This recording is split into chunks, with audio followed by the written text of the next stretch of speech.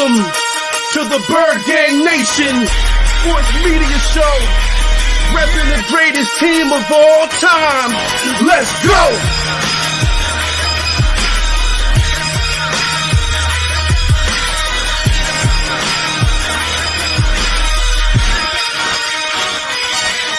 Bird Gang 31, he be the host with the most. We going deep, burning teams. They ain't nothing but toast. It's Senior Rested. Sirianni put me in coach, running like Miles Sanders Hill. I bumped my head on the post. Touchdown! Yeah, that's coming. Devonta's crazy route running. Jalen hurting them, throwing lasers to Rager, young gunning. Come on!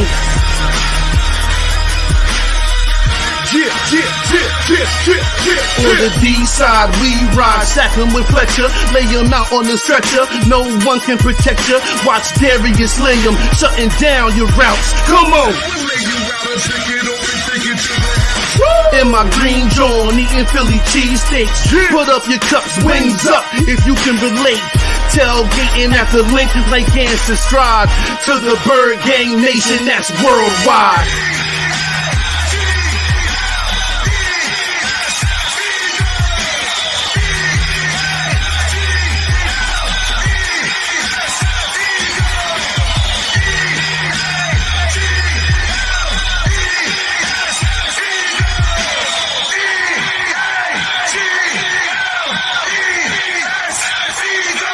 On Sundays, catch the pre and post game.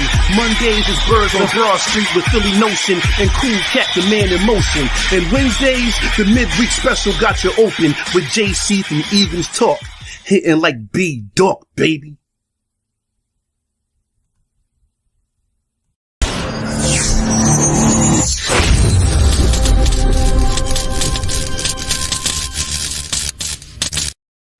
Welcome to another edition of Bird Gang Nation Sports Talk. I'm your host, Bird Gang 31.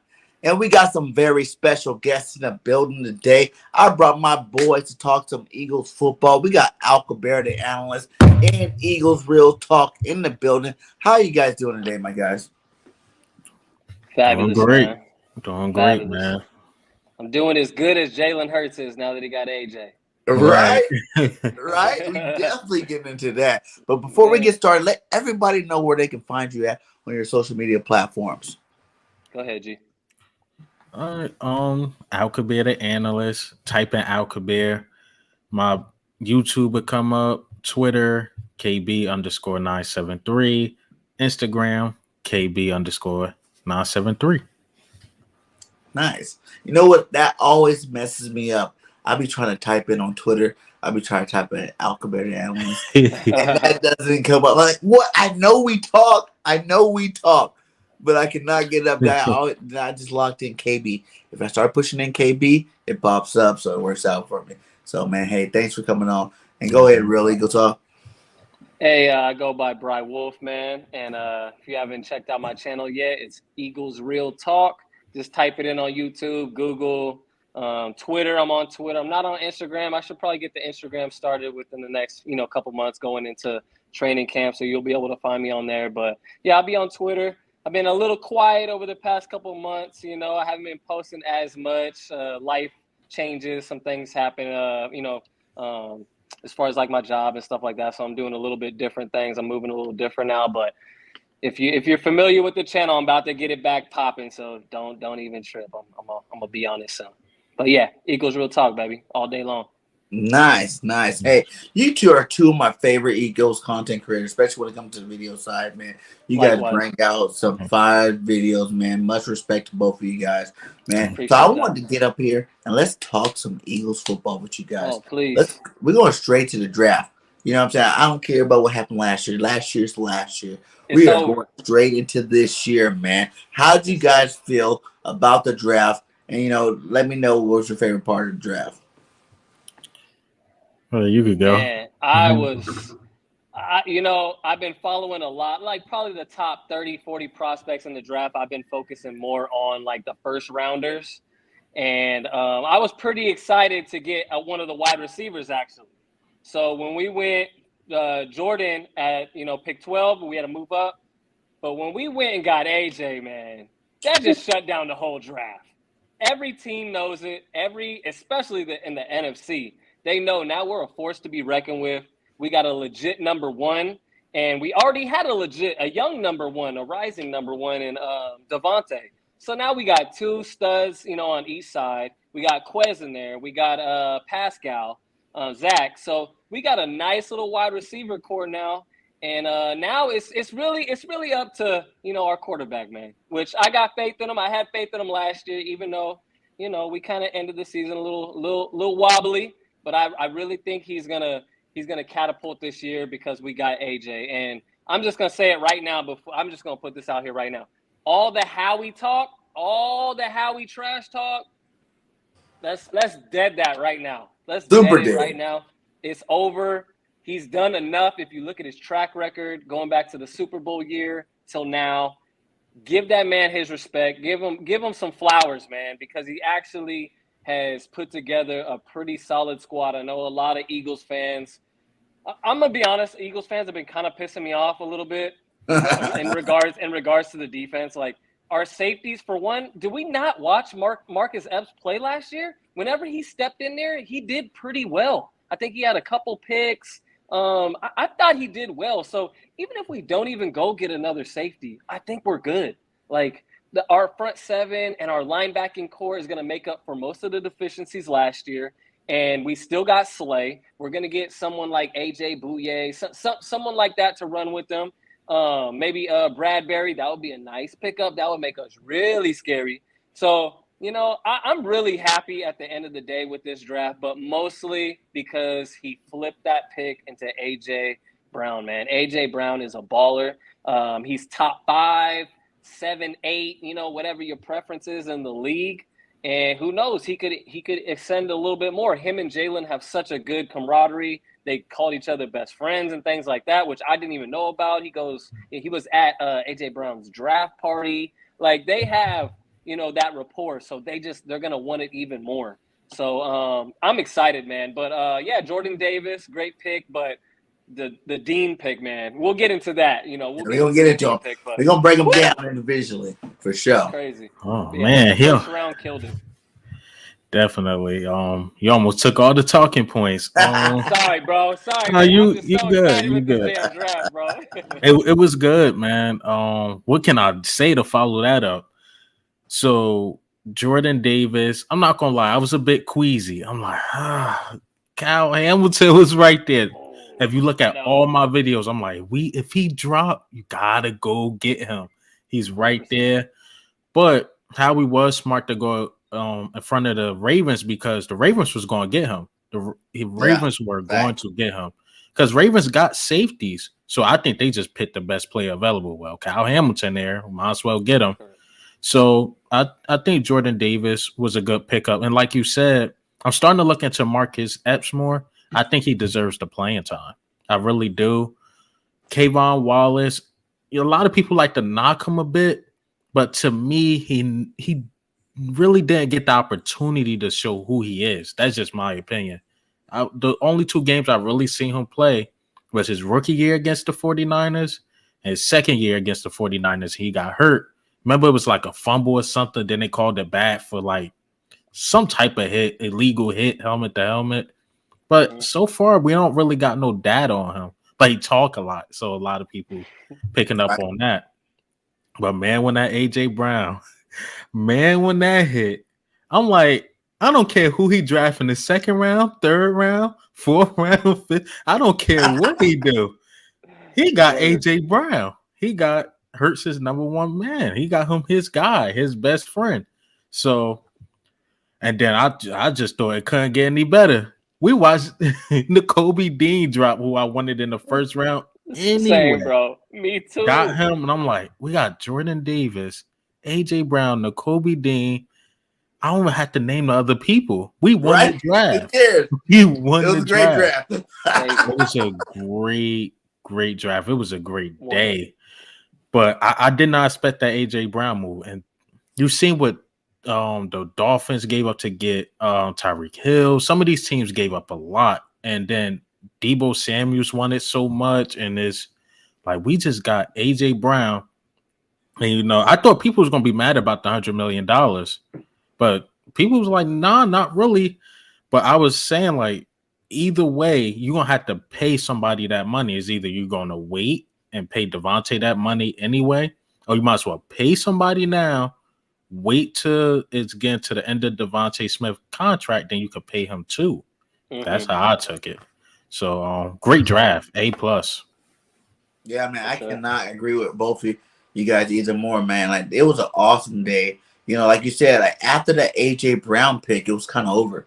You know what I'm saying? It really didn't even really matter who we picked after that. To be honest, it really didn't matter. Like it was so hype, so jumping, so live after that AJ Brown pick. And you're like, oh, whatever, Eagles, you guys did your thing. You know, I knew Howie was gonna come up with something. You know, the fact that we didn't pick these receivers that were in free agency and everybody wanted. You know, I feel like when Howie got that extension, he had to go to Larry with a plan.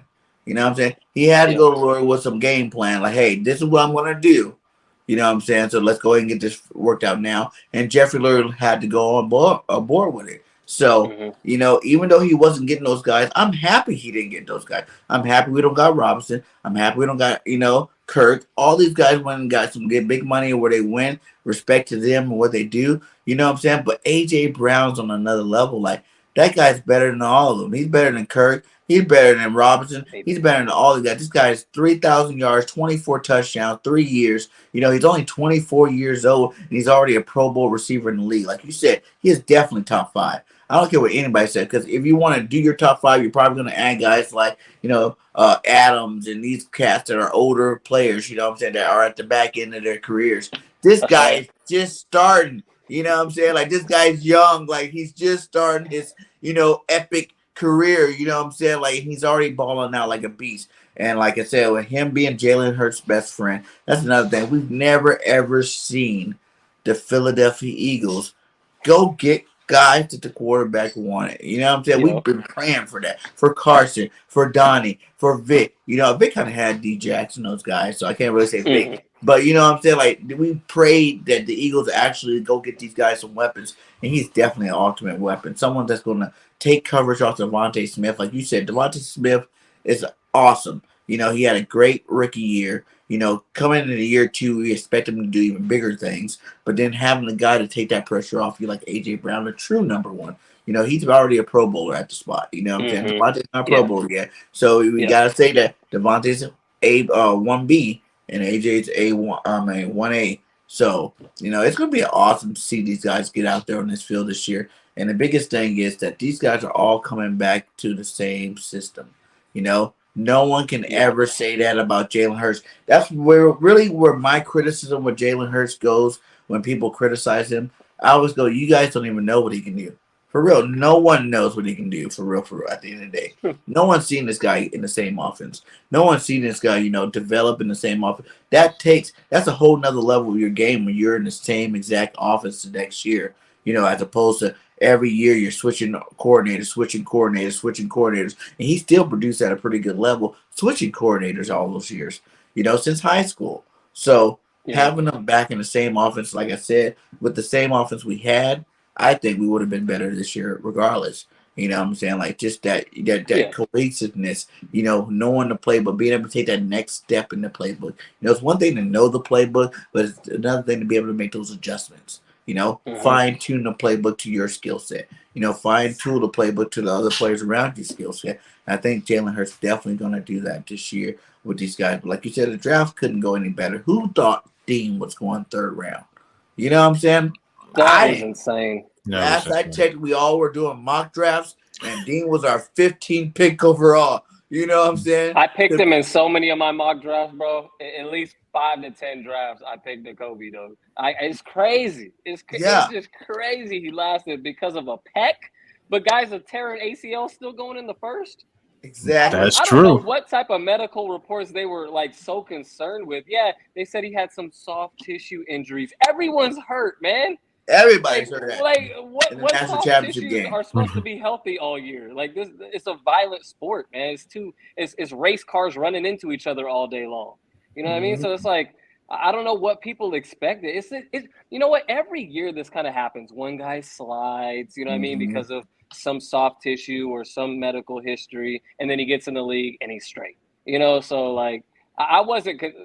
I was watching the game with my best friend Alex. He's a Ravens fan, which is funny because of the situation with Kyle Hamilton and whatnot. Right. And he didn't even know. No one knew about these medicals until that The night. day of the So draft. like, yeah, the day of it was really like once the draft started too. It wasn't even like rumors going in. It was like, oh, Nakobe Dean sliding injuries, soft injury. I'm like, where did this come from? Why haven't anyone been talking about this for months? He was projected to be a first-round pick. So I'm just happy, man, because honestly, for a guy to have a chip on his shoulder to come to Philly, that's the perfect place for his situation. You know what I mean? The fan base is going to embrace him. He just can feel that energy on this team already. We're trending up, and he's just going to ride that momentum, and he's just going to just bring that extra tenacity on defense, man. He can truly go sideline to sideline, man. I can't remember the last linebacker we had that could do that. So I just cannot wait to see him in action, man. That's gonna be so fun. Do you guys agree though? The fact that we got him in a third, as opposed to say we did go out and get Nakobe in that 15th pick, I feel like the fact that he went in the third instead of the first, we're gonna get a way better player this year than everybody expected. Now he got that he's huge hungry boulder on his shoulder. Forget a chip. He's like, whoa, dude, I won the Buckets Award winner. I was on one of the best defenses in college football history. I was the guy that got the ring on my finger. And you guys, and it's not like, he dropped to the point where, there wasn't other linebackers that were getting drafted before him. They were taking linebacker at the linebacker at the linebacker. I was like, what are you guys smoking? Like, really? You guys are just letting this guy sit there like he's a nobody for real? And that's what's going on in the league nowadays? Y'all really not going to take a chance on this guy. That's disrespectful at the highest level to me. And he gonna raise it because he want to get paid. He lost first round money. He lost money. He supposed to be getting paid. We supposed to be paying him a lot. Dollars he lost. He lost millions. Yeah, millions. He lost I think I seen he lost $3 million, or $3 to $4 million in signing and signing right away. Yeah, that's a lot of bread, man. That's a lot of bread. The dog out of him. Yeah. Oh yeah, that's gonna be the junkyard dog. I've already been on 2 shows. Like, I've even been on Cowboys channels. They try to over there say that they had a better draft than we did, and all this other draft. I'm like, dude, you guys don't understand. That alone is going to bring out a beast that you have never seen in any kind of player. Like, those players that get pushed back, that knew they were first-round talents, man, they always thrive in the league. You know what I'm saying? They do big things in the league, and I think this is definitely no obsession. Like, he's definitely going to do it this year. We got a question. He said, do you guys think that A.J. Brown and Smith will have 1,000 yards receiving each? 100%. 100%. They both getting. I think AJ's probably going to get I think he's going to eat. I really do. I think he's going to get 13 to 14. And I think Smith is going to be a little over 1,000 this year. I think he's obviously going to get the targets, but I think AJ Brown is just going to be on a next level this year. So he's gonna take a little bit of a back seat, but I think the one thing about this is I think Devonta is gonna have more touchdowns possibly. I think he could be more of the touchdown monster on the team. So I'm pretty interested to see exactly what happens, but that's my prediction. Yeah. That's what I think was gonna happen too. I think Devonta is gonna miss 1,000 yards by a little bit. Because we can't forget about our third guy, Quez Watkins. That's still my guy. You got him. That's our guy. You got Dallas and Dallas Goedert. Yeah. And it depends. Do we go back into that same running offense? If we do that, it's only going to be one of them that get 1,000 yards. But I think Nick Sirianni really want to get the passing game going. Remember how he played the beginning of the year? I think he want to get that going. So now we got A.J. Brown, Devonta Smith. A lot of people are going to eat. I think he's going to try to transition to that pass more, but I don't want him to go too heavy because then we become predictable. I think to go to Alkabeer's point, I think that's exactly what's going to happen because of this. Hurts will not run as much now. People are going to be so wide open. We're not going to be that number one rush team because he's probably going to run for 400 yards this year. And for one, he needs to save himself. He can't be getting hurt, you know. To be honest, he was starting to get banged up at the end of the year, you know, because he was taking off a lot. So this year he's gonna be in the pocket, and there's gonna be AJ Brown open. There's gonna be Goddard open. There's gonna be Quez flying down the field. AJ Brown is gonna be busting people's ass all game. You know what I mean? So there's gonna be people open. He's not just gonna have to take over and get happy feet. You know what I mean? So that right there is, we're not gonna be the same running team. Period. Yeah, and I really think that you kind of both are right. Like, I do believe both of these guys are going to get 1,000 yards for real, for real. You know, like Jalen had a lot of yards left on the table from last year. You know, going into this system again, he's going to have a better understanding of it. He's going to understand how these defenses are playing him. And he's, like you said, he's not going to run as much. I don't feel like he has to. You know, with the weapons, you know, that was a huge move with AJ. Now you're putting Devonta on the second corner. Now you're putting Quez on the third corner, you know, safety, linebacker, you know, and if you got Rager or Pascal, they're going to be on like fourth corner. You know what I'm saying? Hold on. Let me stop you, 31. Don't say Rager's going to be on the field, bro. Don't say that. He is the worst wide receiver on the roster right now. He's not. But is he that bad? Can we get into Rager? No, he is that bad. We have to listen. We got the analyst on here right now. Tell him what. Please break this down. How he's never gets separation. You know, he can't. He's just slow, man. Like, he's just slow as dirt. We gotta trade this guy or just cut him. Just eat the money. It's hard for him to get like, a lot of people put the Buccaneers game on Hurts, but he needed Rager to beat the one-on-ones. He needed Rager to beat the one-on-ones, man. And he just couldn't. He just couldn't beat the one-on-ones. And what he averaged like 15 something yards a game. It's something crazy like that. So it's never had 100-yard game. I don't even think he ever went over 70. But think about it like this, guys. Think about it like this. Yeah. But he's gonna get his opportunity though. Is it all mental with Rager, or are you trying to say he doesn't have the talent? He was still a number 1 draft pick. He did put his work in college. You know what I'm saying? I feel like Rager's just been suffering from mental illness. I'm gonna say this. Controlling his game, because you know I've even had knee surgery before playing semi-pro, and you know that first year back, I'm like, whoa, dude, is my knee ready? I'm gonna go out here and ball out. But at the same time, it wasn't the same gameplay because I wasn't mentally in there. I was worried about something. Do you think Rager's worried about these other receivers, you know, on the roster, worried about his, you know, legacy as being, you know, a former NFL player's son, to the point where, you know, he didn't live up to the hype. He heard everybody talking about him, and everybody's still talking about him. I said Rager could have ended all that if he would have caught one of those 2 touchdowns in New York. The Giants. That would have been a wrap. It would have been over. You know, people wouldn't have been so down on him. They probably would have given him some love, because he does make explosive plays from time to time. You know what I'm saying? To touch on the mental side you brought up, that's exactly the point, 31. If you played semi-pro, so you know, if you're mentally not checked in the game, or you're distracted, or you're worried about Twitter and what other people are saying about you all the time, you're not gonna perform the same. And that's half of the game. More than half of the game is 90% is mental. Yeah, they already are strong. They're already physical. They're already fast. That's more like God-given. And when you can't put it all together with the brain side of it, you know, it is what it is. Like, he's just not mentally tough to play this game. I hate to say it. If you go back on my channel, man, when I first started my channel, and you look, I was so high on Rager going into last year. He was catching one-handed grabs. He was busting the Patriots' ass in practice. And then, like, the real game start, and he's a no-show. He just something about them bright lights, man. Some guys just can't cut it. And I know you say he's a first-round pick and this and that, but sometimes that first-round grade is wrong. And he wasn't a top 20 pick. He was still we picked him 22 or something like that. You know, he's like he was a fringe second-rounder. And to be honest, he's like a 4th or 5th round talent, man. If you really go back and look at that draft and his tape at TCU, and for one, I love what Howie did this year. We weren't messing around with these little small schools. No offense to anyone who's went to a small school.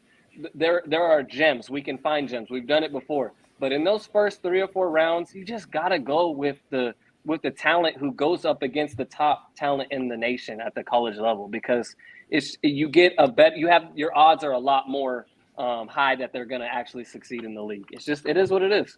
I like that point because we did it twice. Carson Wentz went to a smaller school. Huge. What was it? Mental. Yeah. Jalen Rager, mental. So I like that point that you made. And I kept saying that, like, why not get these guys out of Alabama and Georgia? Top tier schools. Like, why not? And I like the championship aspect we bring into the team, too. All those guys we got in the first and second round for the past couple years, champions. Yeah. You know they're going to want one in the NFL, too. So, and you know what? Did you hear Dean in one of his interviews? I think it was Clark or whoever was interviewing him, and he said, I want to win a Super Bowl. I want to win a couple Super Bowls. So that's coming. You don't really hear rookies say that. You hear rookies say, "Oh, I want to make the team for one. I want to, you know what I mean? I want to earn playing time. I want to be great, this and that." But he come in and he's like, "I want to win Super Bowls for Philly." And I love that. As soon as I heard that, man, I got even more excited for this guy. I think he's going to lead this defense for 10, 12 years, man. I really do. That's my gut feeling. Yeah, I think he's going to be a superstar. You know what I'm saying? He's going to come in and be that next middle linebacker that we wish we had for the last 20 years. You know what I'm saying? Like, since Trotter was here, you know what I'm saying? So, but before we get into each draft pick, let's go with the players that we got off free agency. You know what I'm saying? The Kaiser Whites, the Reddicks. Like, what do you guys feel? How big of an impact can you guys, do you guys think these guys really make? Because I was on board. At the end of the season, I'm like, if we had the same defense and just upgraded our linebacker position, we would have a better, we had a better season. For sure. So we went out and got linebackers held us back. 3 new linebackers in Dean, Reddick, and Kaiser White. So how do you guys feel about it? How big of an impact can they make? Love it. I love it, man. I love the linebackers we got. Hassan Reddick, we know, double-digit sack guy. I hope Jonathan Gannon don't put him in coverage. I hope he just one of those guys like, just go get the quarterback. When you on the field, just go get the quarterback. That's what he's best at. Hopefully he could bring them 10 to 11 sacks here too. Kaiser White. The thing is, I love TJ Edwards. I do. I've been saying this. I'm like, he is just going to take him time to develop. He can hit. There's a lot of things he can do. But the one thing he struggled at is covering. That's what Kaiser White got. You bring him on the field, he could cover that tight end. He could cover that running back. TJ Edwards couldn't. That was his Achilles heel. He got better at the end of the year, though. Remember, he had a couple picks and a couple big deflections on third downs. Yeah, he developed, I thought. Kaiser, but we have to have depth. I think Edwards is still going to get some PT. Yeah, definitely. What I would say, like, more first and second downs, or like when you could just see the run coming. He'll be that guy that can hit. Like Davion Taylor. That's who I could compare Kaiser White to. But Davion Taylor, my problem with him is he just can't stay healthy. He reminds me of Jordan Hicks so much. I love Jordan Hicks, but at some point it's like we got to see on the field. He goes to Arizona and healthy all the time, all of a sudden. But Kaiser White, I love that pickup. I can't forget about Pascal. Pascal is a great depth guy. You could bring him in. That I think that's what I'm saying. I don't know how Rager makes the team. That's what I'm saying. I like the wide receivers we got, and it's an odd man out. They moved JJ to tight end. I'm not even sure he's gonna make the tight end side. There's no way he's making tight end. We just drafted that one guy. What's his name in the 7th round? With the concussion Grant. He's really good. I looked at his tape. He's if he can stay really healthy, he'll make good. the team. Yeah. Here's the reason why he wasn't drafted high was because he took that time off for concussions. And then he went to probably had a 4th or 5th round grade on him until then. Imagine if he stayed at OU and played at a big school. He probably would have got that. He was a 3rd round pick. Probably a 3rd. Yeah, if he stayed at you're right. But yeah, hey man, that's all facts, and I really think people are sleeping on, like you said, Pascal. Pascal has only dropped 1 pass in his NFL career. I think. Hold on. I think Pascal is going to do really well now that we got AJ. I think before it's like, okay, yeah, we got he's sure-handed. He's a solid guy. You know, he has a familiarity with Nick. You know, I Had thought the he was going best to do years with solid Nick. for us. Yeah, Yeah, and but he played his now best with I Nick. think he's actually going to do even better now. Less pressure. He's going to be more wide open. He's going to have the third best corner guarding him most of the time. So it's like, I think he's going to do really well now. I'm actually more excited about him now. Yes, sir. But let's get to this draft. Number 15 overall, Jordan Davis. Tell me how you feel about him and how big of an impact can he make his first year. Man, I think this guy he's a refrigerator, bro. I think we got to throw him in at fullback sometimes, man. He's that big and powerful and fast to be what is he, 6'8", 6'7", almost 350. I mean, to be running at the speed that he can run with, I think he's really going to be the heir apparent to Fletcher. And I think he's going to lead this defense on that D-line for many, many moons, man. I'm so excited about that pick. I will admit I did want us to take Kyle just because I feel like Kyle Hamilton was just – I think he's just going to be – I compared him to I compared him to he's a mixture between Dawkins and Palomalu, bro. I think he's going to be that nice, bro. I really do. He's going to be just an impact player from day one. But – in the long term, in a position of need and a physical freak like Jordan Davis is, I understand why Howie made the decision, especially considering Fletcher's age and you know, kind of decline. Let's be honest. So I think it was the smart pick, but my heart a little bit wanted to go with Kyle Hamilton. This is Eagles Real Talk. That's my name, so I got to keep it 100. And yeah, so I'm still happy. I'm still over the moon about it. He probably would have been my next pick after Kyle at that point. Yeah, like I said in the beginning, I was queasy about. I'm like, I don't know about Jordan Davis when you had Kyle Hamilton right there. I was a bit upset. I'm like, man. I'm like, oh well. Then when you start thinking logically, I think Hargrave on his last year of his deal. Fletcher Cox, 1 year deal. So our future is looking like Milton Williams and him.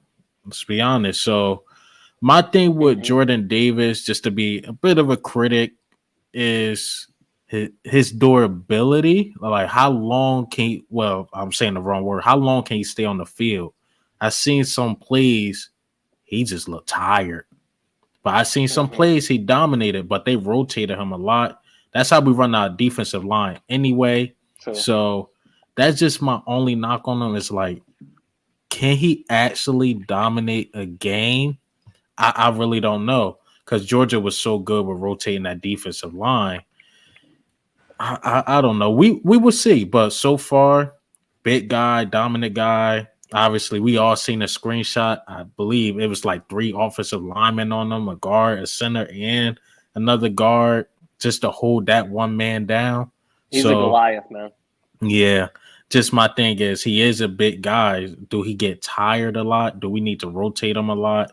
Whereas though Fletcher Cox, I seen him when he was younger, he took over games. Like you could keep Fletcher Cox in the game. That's my only knock on Davis. And I don't want it to get to the point. You know how we always do Jalen Reagor with Justin Jefferson. I don't want us to look at the Ravens and be like, oh man, we don't got no safety. These safeties are okay, but look at Kyle Hamilton. Look what he's doing in Baltimore. We decided to get Davis. What's going on? And you know, and that won't even be his fault. He just got picked at that spot. So I just hope that don't happen to the young man. But he can play. Just can he stay on the field long? That's my only question. For me, it was like after watching him, man, like you said, Georgia uses, you know, a nice rotation there, right? And we gotta realize when he was playing at 360. You know, he dropped 20 pounds for the combine. You know what I'm saying? That's a lot of weight. You know what I'm saying? So his playing time, he was rotational. And like he said in college, man, I wasn't there for stats. I was there to clog up the hole and get double and triple teamed. You know, while my other guys ate. And that's why so many of Georgia players were first round draft pick, top end draft picks, because while Jordan Davis is taking up 2 and 3 defenders every single defensive snap, you had guys like Walker getting in there, who was the number 1 draft pick. You know what I'm saying? Getting clean off the edge. You had Wyatt, getting there. You had Dean. You had the other linebacker, Tidwell, or whatever his name. I forgot his name right now. But, you had these other guys eating because they weren't getting blocked. You know what I'm saying? So that is something we need on our team, and we use a rotation too. And the fact of the matter is, I love Hamilton too, right? But when you got a dominant front seven, the back end's a little less worrisome. They don't need to be as good back there when you got that dominant front seven. And Jordan Davis, man, they said, the hype of Fletcher was coming out. He was 295 pounds, athletic, dominant type guy. Jordan Davis is 345 and running under a 4.8 40. You know what I'm saying? Like, that doesn't happen ever for a 6'6" guy. Imagine Villa with speed. You know what I'm saying? Like, in more height. Like, you don't create guys. This is like a Madden player. You know what I'm saying? When you made your defensive tackle Madden, you made it 6'6", 350, run as fast like a running back. You know what I'm saying? That's Madden mode. You know what I'm saying? Like, people are really not looking like, if Jordan Davis was like 6'2", 6'3", I would say probably not. Maybe not. I don't care what your size and speed is. That's a normal human being. For football.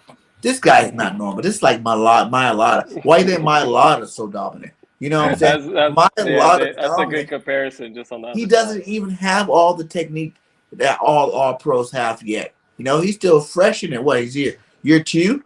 He's still fresh in it, but his size and athleticism masses all those learning curves that he don't have, because he's just a huge man. You know what I'm saying? He made people look like little kids, just pushing him out the way all last year. I don't need to know exactly where to be. I'm just going to push the first guy in front of me and knock him down, And that's how I feel like we got Jordan Davis. And everybody say, his floor is like a dominant run stopper. Just because no matter what, there's not too many offensive linemen that's going to be able to block him. You know what I'm saying? I know we jumped from college to pros, but realistically, linemen on the offensive side aren't like 330 in a center position, and sometimes even in the guard position. We had some of the bigger linemen in terms of like Brooks and Lane Johnson on our team. So we already know that for a matter. He's going to always command double teams and sometimes triple teams. And that's enough even to improve our defense by itself. But his speed, you get him behind your Rocker, who actually drafted him, or not drafted him, scouted him to Georgia. Rocker was there. You know what I'm saying? Like, that's his coach now in the pros. He knows what to get out of this big boy. You know what I'm saying? He knows how to get to his, all his little ins and outs or whatnot. He's got this guy to be a beast. That's speed. I know, like you said, when you're doing your reaction videos, you've seen whenever they did try to even like push off the double team and go up to the next level when he was on one-on-one, he pushed that guy out of the way. He destroyed the running back. You know what I'm saying? He destroyed whoever was in his way. And I think him not having to play full-time, having a Cox, having a Hargrave starting off, then you bring it in, Jordan Davis and Milt Williams. Whoa. You know what I'm saying? Like, that's starters up the board. All 4 of them are starting caliber guys. But I think Jordan Davis is really going to be that guy that really makes a big change on our defensive line. You know what I'm saying? And to your point, 31, he's got his college coach at the pro level, which we always know that is great. That's always great for the player. Just easier transition, a mentor figure. But I think people are sleeping on the fact that we have the best offensive line in the game. They're going to be going against him in practice. Iron sharpens iron, man. That alone is going to make Jordan a better player, just in practice alone. And the fact that they're going to be going up against each other every single day. Oh, I'm just so excited. I get more. The more you talk about Jordan Davis, the more excited you get about what he can become. He really can be that run stopper. But I think he's just going to be a guy who, he rotates out, and then you got Fletcher Cox still in there, and then Fletcher Cox rotates out, and then you got this big fool coming in. It's just going to be like, I think defenses. That's why I don't want to get too far ahead of myself. But I think this year could be a special year for the defense, especially since we have Fletcher back. We may not have him back next year. And he knows that just like we know that. So I feel like at the end of the day, he loves being a Bird. He's loved his football and life being in Philadelphia. I think he's going to go really hard this year, and I think he's going to give him his all. And I think he actually is going to mentor and be that person for Jordan Davis, because I think they're going to see a lot of each other, and they're going to just feed off of that energy. And I think Fletcher's really going to want him to be great. And I'm excited, man. I just get more excited the more we talk about it, bro. Yeah. And his ceiling, to me, is like the most dominant defensive lineman in the NFL. You know? Because you can't compare him to nobody. Like, he's literally like the biggest guy, you know, coming out of the NFL that size and speed. Like, pretty much ever. I don't know. I got to do my research, but I'm pretty sure they said ever. Yeah, you know that size and that's speed. Something that you can't be like, oh, he's going to be all right. You know, you don't even know what his ceiling is. You know what I'm saying? Because you've never seen a guy this big and this fast and this strong come into the league, you know, as a rookie. So, and then, like you said, you have Pro Bowlers teaching you how to play. You're not going to a team where you're automatically getting pushed into the start, where you have to go out there and start year one. You have to be the bang guy year one. You know, sometimes that doesn't help a player develop the right way. You're going into where you're going to be sitting back behind two Pro Bowl defensive tackles. They're going to be teaching you their game.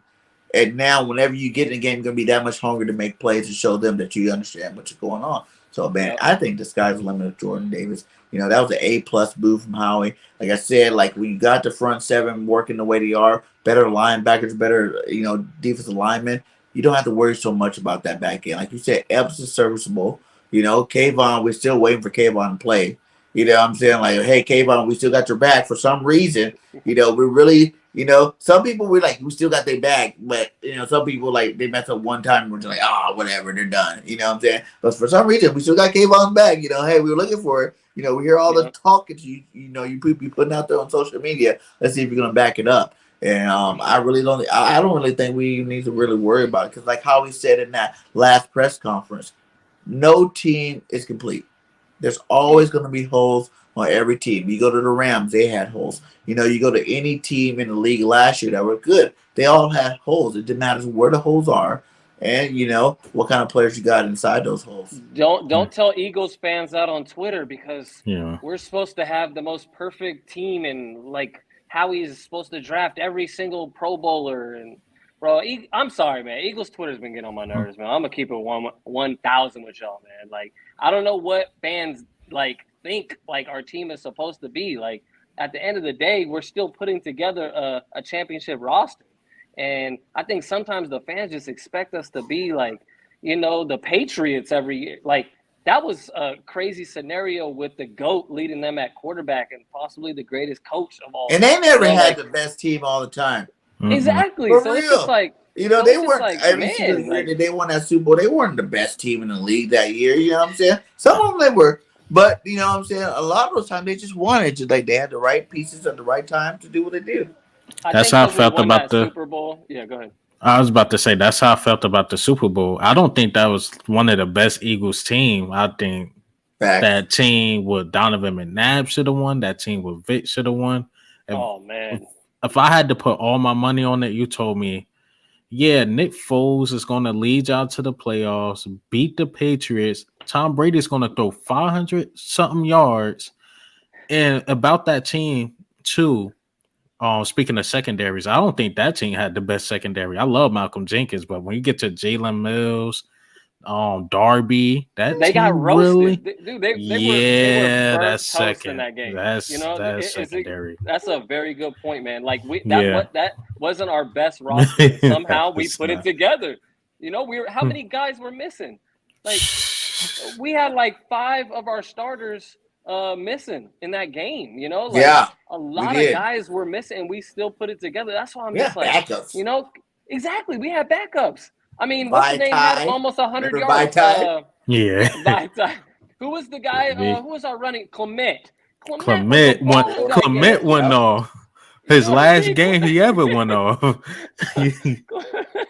Clement even went off. So that's why I'm just like, man, let's have a little bit of faith, okay? A little bit of, you know, a little bit of patience because this is a pretty talented roster. I think people are really sleeping, especially like since like you said, we upgraded that linebacker position. we were trash at linebacker. Can we Super just be trash. honest?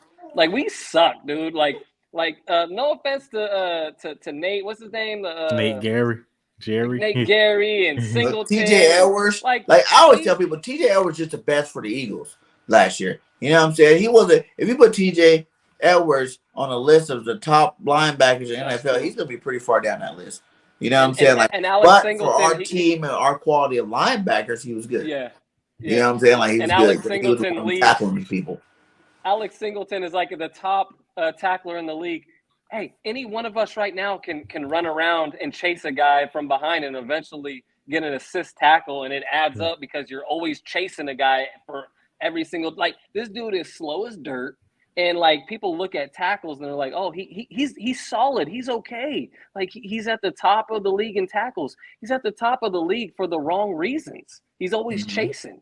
And if you don't know football or you don't really watch that position like say us do, you know, we really break this stuff down week to week, you don't know that he's actually trailing a guy. He's behind a guy. Every you time that Tampa Bay game shows you enough. That was a one-on-one basketball game between LeGarrette Blount and Singleton, and he lost every single time. You know what I'm saying? Tom Brady didn't have to make no special checks. He didn't have to make no special passes. He was just throwing it straight to LeGarrette Blount. He was like, Leonard Fournette. Yeah, Leonard Fournette. The first game, he was like, Fournette. Singleton. Blount, Singleton. I mean, you know what I'm saying? Not Blount, Fournette. They remind me of the same type of running. Same here. Yeah. But you know what I'm saying? Like, that's what he was doing. Fournette. And he was running into Alex Singleton. He wanted that contact. Yes. You know how Fournette play? Yeah. Like, he wanted that. Yeah, Singleton he can't cover nobody, bro. And like the Cowboys got trying to compare, like, you know, Clark to Dean. And they were like, hey, you know, Clark had way better stats. You know, it was the first injury, whatever. He wouldn't ever fail. I'm like, you guys are talking about a guy that's the best guy on his defense. Clark was the best guy on LSU defense. Dean played with all these first-round draft picks on your defense guy. Of course, his stats not going to be the same as Clark when you're the number one guy in your defense. You know, you guys are comparing the wrong things. You look at the wrong stat. Stats don't matter when you're on a dominant defense. It matters your gameplay, what you do. I go, it seems like he played good enough to me that he won Defensive Linebacker of the Year. And all due respect to all those guys that went in the first, even Jordan Davis, like even our own guy. But last year, if you watched the games and you watched the tape, Dean was the best player on that team. Yeah. And he was also the leader. He was the one calling out the plays. He was the one telling you know what I mean? He was literally leading them. And it's crazy we got him in the third round. I'm still shocked, man. It's crazy. It's like some Doctor Strange multiverse shit, man. Like I don't know how it happened, bro. Like it's crazy. And we already talked about AJ because that was our second first round pick was AJ Brown. Basically, you know that's an awesome pick. You know what I'm saying? We already talked about how he's gonna make everybody's job easier. You know, from Hurts to Smitty to Quez to any of one of those receivers to the running backs, everybody's job just got that much easier. You know, everybody's like, so much pressure on Jalen Hurts now. No, I think it took a lot less pressure off of him. For sure. You know, a lot of that pressure off of him. He had his best friend. You know, they throw every year. We just don't hear about it because they're not on the same team. You know what I'm saying? Yep. Now they're on the same team. They're still throwing together. Plus, he's already cool with Devonta. You know what I'm saying? Like, they got a whole Broham brotherhood going on here in the receiver core, you know, with Jalen Hurts. So now he doesn't have any excuses, but I think it makes him that much easier for him to make these plays. Miles Sanders is going to eat off of this. And you got another receiving weapon that they're going to have to respect. They're going to have to double team AJ or Devonta, whichever one you want. Pick one. Kenny G is going to have a big year. Yeah, man. Kenny G. We're going to throw him in the slot. Oh, my God. We're just going to throw him everywhere, bro. Oh, Kenny G is really going to eat this year. Watch. He's going to take over. Says, who do you consider number one? I still say AJ. I think AJ. Yeah, I think we. But Devontae's a 1B. But if I'm being 100, 1B. Devonta Smith still can end up being one of the best wide receivers in the league, man. He killed it in college. He did great last year in a running offense where let's be honest, he was open a lot more than he got the ball. So I even with the addition of AJ Brown, like I said, they're 1A, 1B, and they could really be like neck and neck all year. It could be one of those situations where we look and it's like, wow, they have similar stats because they're both creating so much separation. They both like they feed off of each other. It could be one of those situations where they are over 1,000 yards each, and they both have a lot of TDs and just a lot of catches overall. So I still think Devonta is going to have a great career, man. For real. That's what I feel the same way. Like if we watch the Bengals, T. Higgins had a really, really good year.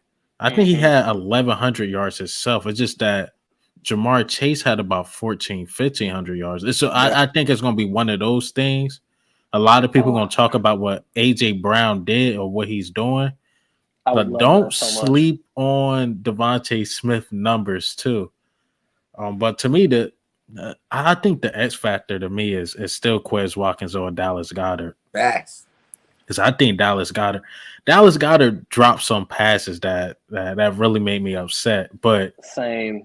He's the guy to watch because now you can't put a second cornerback, your second best cornerback, or not even your third best because he got to be on Quez. You got to possibly put a safety or a linebacker. Yeah, he can he's gonna be eating, man. Yeah, he could eat.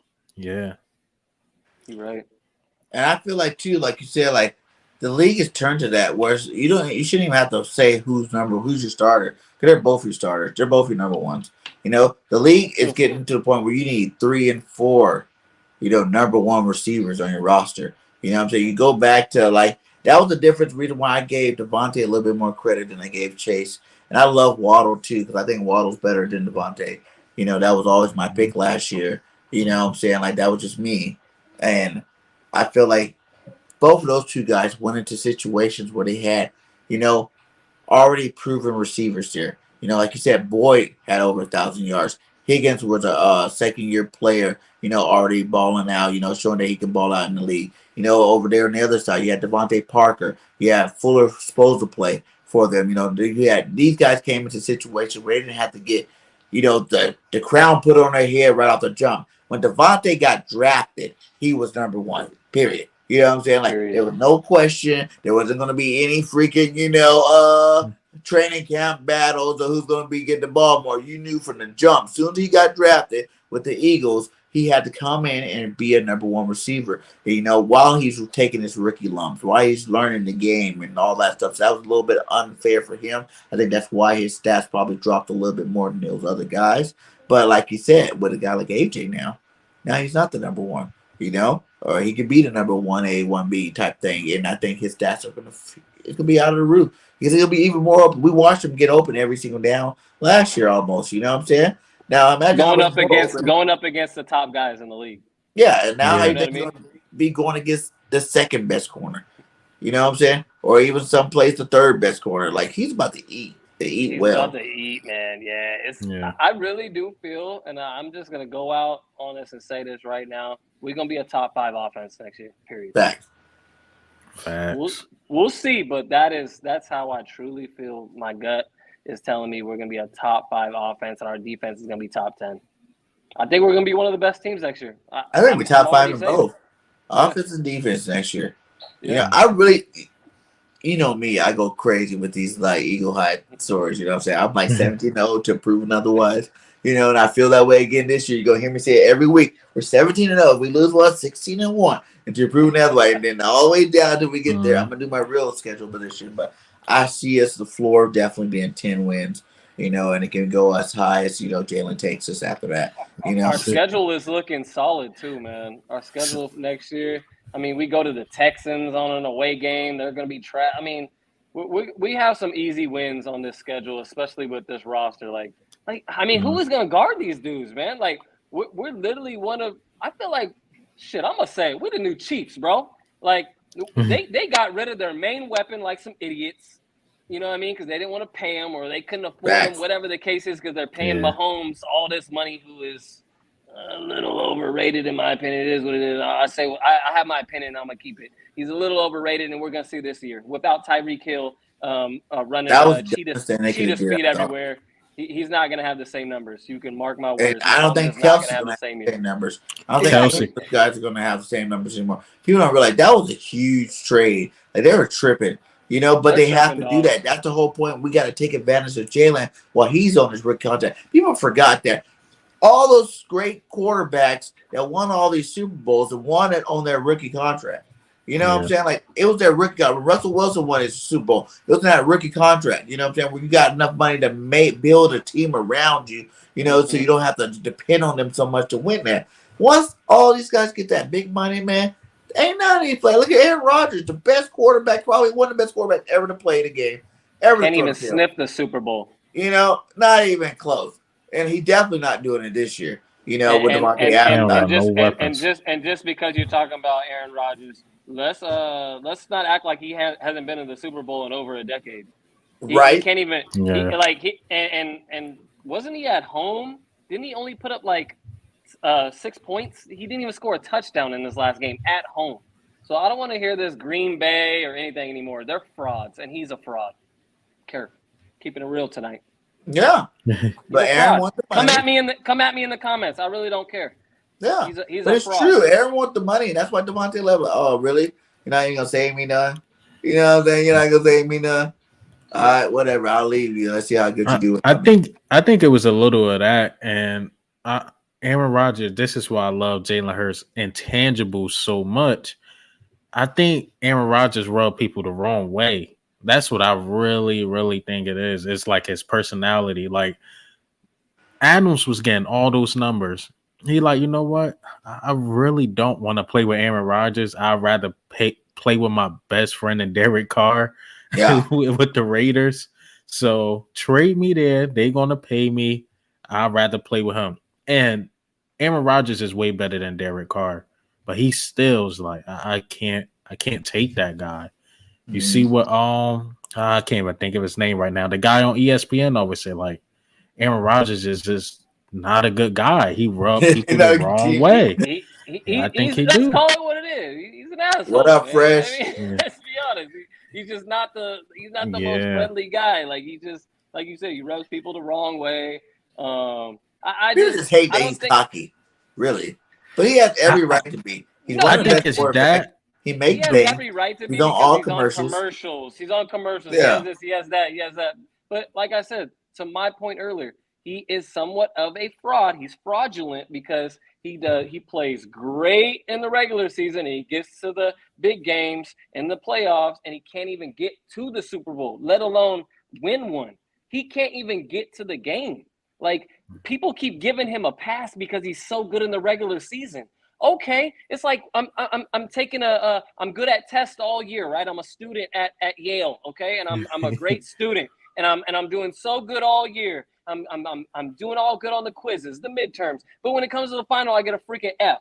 All right, that's what he did. He's failing in the playoffs every year, and people don't talk about it enough, and I'm tired of it. He's overrated. Come at me in the comments. I don't care. I'm taking Eagles Real Talk to the next level this year, boy. I'm gonna talk my talk. I'm taking this shit up because I was real nice last year, and this year we coming for every team. It's a different squad. It's a different mentality with the fan base. We're on a different level this year. Period. You know the 49ers is Aaron Rodgers' kryptonite, man. he could not beat Colin Kaepernick at all. And he goes, exactly. I'm like, yo, it almost felt like a guaranteed win. I'm like, y'all play the 49ers. Because I'm thinking if they go against the Cowboys, that might be a little tough. But I'm like, oh, y'all got the 49ers. I'm like, he not about to let this happen again. Yep. Sure enough. He came up small at home against the 49ers again. But in reality, who had the better team? Like, that's what Green Bay. Green Bay had the better team. I feel like people really trip out over the fact that Super Bowls are won by teams. It is. Yeah, the best quarter. If you look at the list of quarterbacks, how many Super Bowl quarterbacks were not the greatest quarterbacks? You know what I'm saying? Well, you know what I'm saying? Late, we'll say Brady. Okay, we'll say if you Mahomes. Take him out. Okay, we take out Brady. Let's just say the last 5 to 10 years. Mahomes won it, and he was considered the best quarterback, or arguably the best quarterback, right? Okay, Nick Foles won one for us. He should have never even been there. So it is a You it's a know, toss up sometimes when it comes to the Trent Even quarterbacks in Dilfer, the playoffs. Brad I hear Johnson. you. You know what I'm saying? Like we can go down the list of like suspect quarterbacks. Russell Wilson, he wasn't proven yet. He That's why wasn't everybody proven yet. compare him to Jalen Hurts because they played the same way at the same age, just ran the ball. They had Marshawn Lynch. Like, Yeah, come on. you're right. Marshall ran him. That's the reason why they didn't win the second one because they decided to go with Because Russ. they Try to make wanted him Russ to pass. win the game. A Super Bowl champion passing instead of just handing the ball off to the guy that's going to run across that end zone and win your Super Bowl. You know what I'm saying? That was a bad organization mistake there. He said, "Who's more in the hot seat this year, JG or Hurts?" Sadly, Hurts. Nah, for me it's JG, man.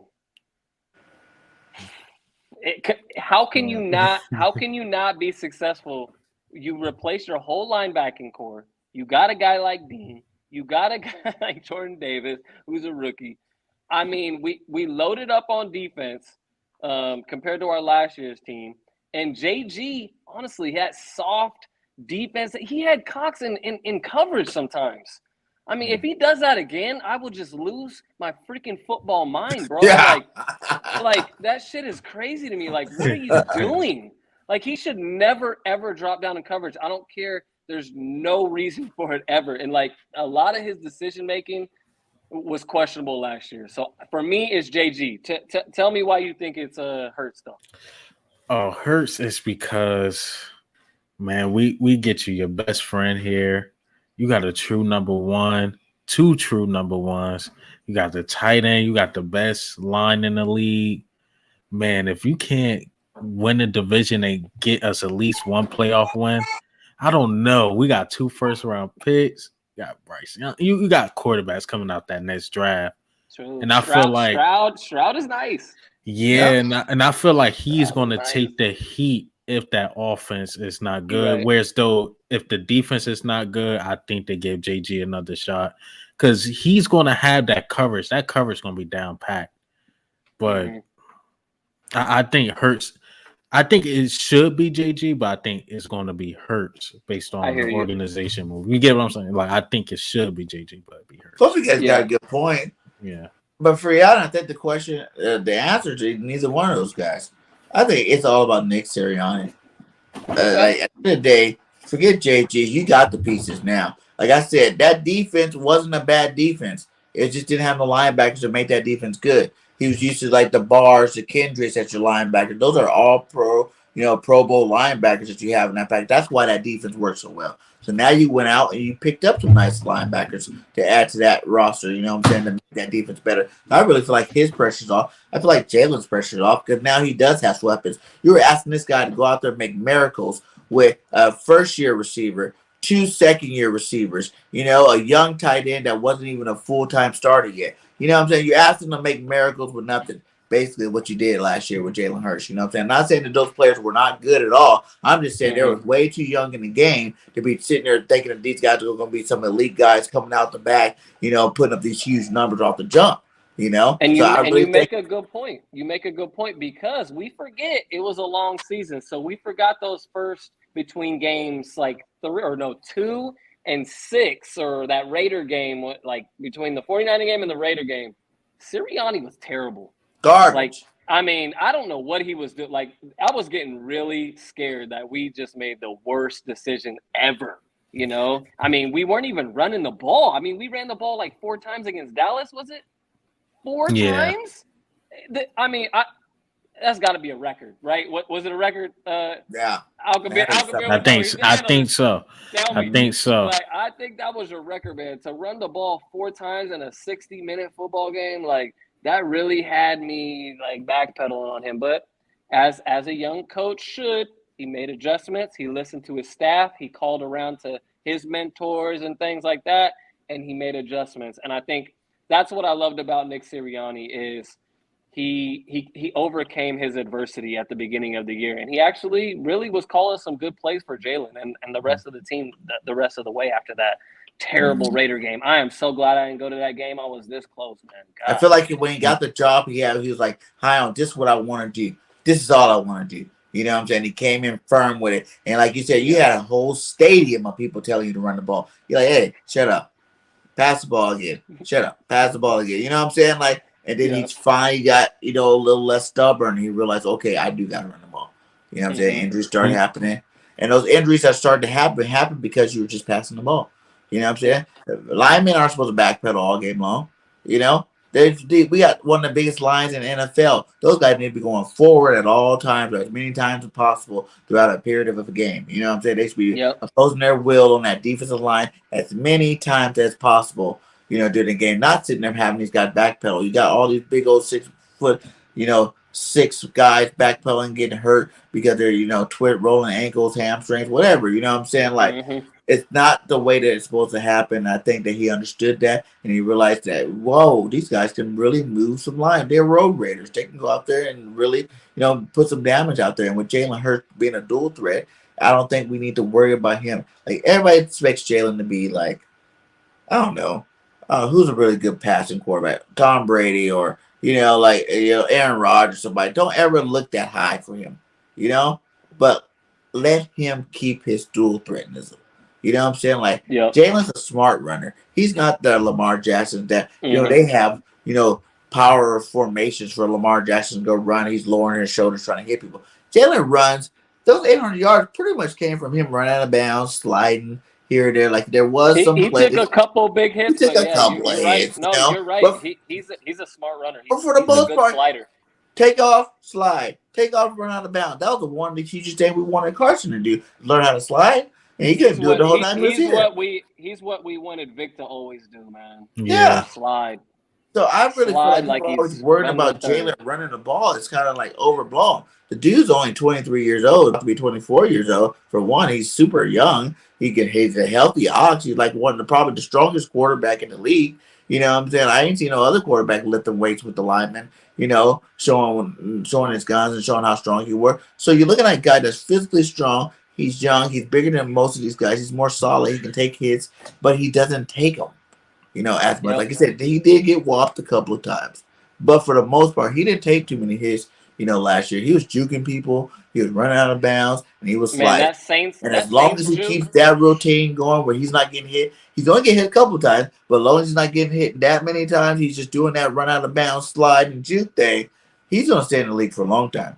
And this year he's going to be even more smart. I think he's going to be even more smart this year. I really think he's in the tape room watching these plays over and over and over and over again, getting better, and he's going to know how to slide and get out of bounds even better this year.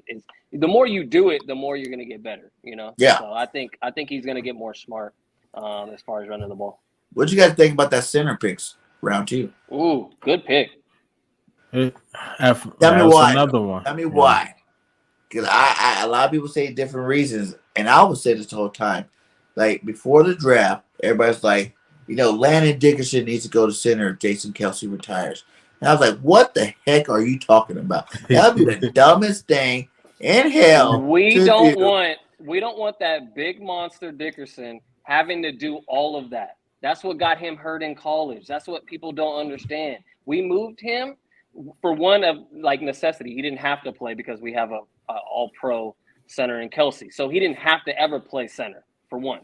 So that's not his natural position, I don't think. I think his natural position is to protect the quarterback by all means, not have to worry about hiking the ball. You have to be really smart, man. Like, I don't think people understand how smart Jason Kelce is and how much he actually takes on at that center position and helps Jalen and helps Wentz and helps all these guys that he was hiking the ball to. You know what I mean? So, I think by moving him to another position and bringing in this guy, Cam Jurgens, who is the heir apparent, the clear heir apparent. We heard Jason Kelce say, I pretty much handpicked this guy for the Eagles. You know what I'm saying? He pretty much handpicked it because he reminds us a lot of himself. And I think that's just a perfect move because at the end of the day, Jason Kelce is going to retire, man. This is probably his last go. So I think this is. We had to shore up that center. That center position is so important, man. It's probably more important than the left than the left side, bro. Because you seen what did Herbig do when he had to step in for those 2 series? You gotta give Herbig a break, though. No, we lost that Giants game because of Herbig. He played good guard, big, but to be on the fly in the middle of a game we seen Kelsey even throw the ball over Jalen Hicks a couple times last year, and I he hear is you. a I GOAT. hear you. You I know, hear you. so I for him hear to you. move over, I feel like I wasn't as harsh on Herbert. You know, going into mid game, going into trying to I snap was. balls. I was because he did it like 3 times that game. It wasn't like a one-time mistake. He was wild with that ball, man. He didn't know where to go with it, and that's why I'm like, I was okay when we cut him because I'm just like, yeah, he's solid, but if we do need him to step in, we've already seen what he can do. You know what I mean? And we got Cam Jurgens, so he would have never stepped in anyways, even if Kelsey, God forbid, did have to go out of the game. It wouldn't be him now anyway. So it's like let him go. Let him go to free agency. I'm cool with it. Yeah, I was thinking that too. Like how much depth we got on the offensive line. If anybody had to go, it'd probably be Herbert because I like Driscoll. Obviously, I Mm-hmm. like all the starters. Still got I think Isaac just Selimalo. tackle. Yeah, he could be a really good when Lane Johnson hang it up. I think Mhm. he'll fit in really well. So And Yeah, me, that's a good call. at first, I was like, well, what is this all about? Because I really feel like we didn't even need a center. that's what I felt too. I'm Yeah, like, at why the are we end of the picking a day, center? we picked up. People forget Sam Malo was picked up to replace Kelsey first. Like people forget that Kelsey didn't go nowhere. They moved Sam Malo to guard. He played at a high level. They kept him at guard, right?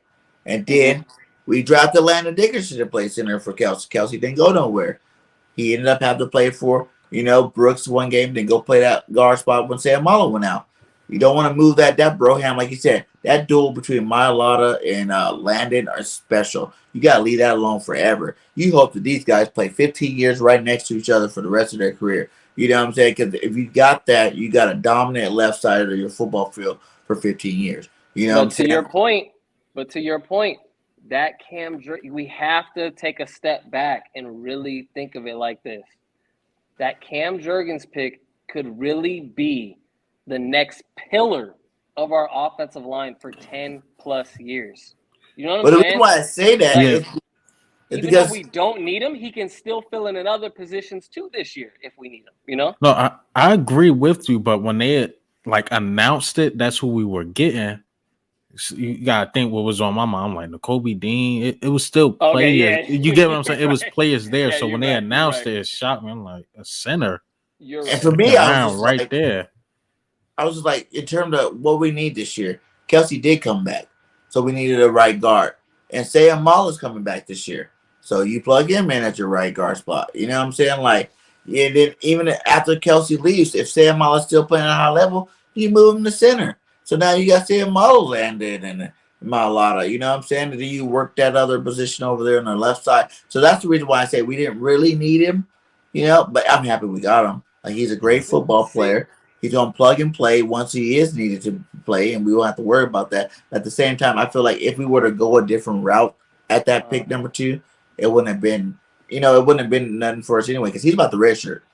This scam guy's about the red shirt, unless he's going to beat out Sam Mala at the right guard spot. You know what I'm saying? Because Lane Johnson's starting, Mailata's starting, Kelsey's starting, Landon's starting, so that's only one spot left. Is it going to be Sam Mala or is it going to be this cam guy? I really think Sam. But we have to be real. Last year, how many it was, it was moving. It was a moving carousel, bro. Like, we had different positions. All guys were moving around on that offensive line. I think totally different than I used to when it comes to the offensive line. I 5 years ago, even 3 years ago, I would have been like, man, this is boring. Like, what? Well, let's get talent. Let's get guys who can score. Let's get guys who can hit. But that offensive line is so important in football, man. It's so important. And I think just having talent, because I originally thought we were possibly going to go get Linderbaum. But yeah, I thought so too. I thought so too. But I didn't know up until closer to the draft. I found out about Jurgens, and he is also considered the best center, even over Linderbaum. So I think the Eagles just made a decision, and we're like, hey, we have this grade on him. He's best player available and a possible center replacement for Kelsey. I just think it all made sense. And it's not the sexy Linderbaum's pick. so small, he only can play center. Like, this guy He only can play actually center. He actually is big enough where you can throw him at guard if you need to throw him in a guard. That's why it's a smarter pick. Yeah. The dualness there. He can play center and guard. I like that too. But I was thinking, I'm like, how are we gonna pick that offensive that offensive line, man. He got the defense. When he gonna pick that offensive? He gonna pick a line guy. I mean, but for me to know that Kelsey actually handpicked him too, it kind of eased me a bit. I'm like, that's the guy Kelsey wants to. Facts. You know? I'm like, do it. I mean, that's who Kelsey want. Do it. Yeah. Do you feel like I feel like this team is really like bringing like this bond that I don't feel like a lot of teams have going on. You just think about how we're going back to free agency. You know, Kaiser White's from the area. You know, Riddick's from the area. These guys really wanted to play in front of family and friends. Now they get a chance to do it. You're bringing in a Davis that's your best friends with Jalen Hurts, and not only stopping there, you already had Devonta Smith. You added his tight end from college. You added his running back in unrestricted free agency. You're just bringing so many familiar faces that all have something to prove. Like I call this year the prove it year.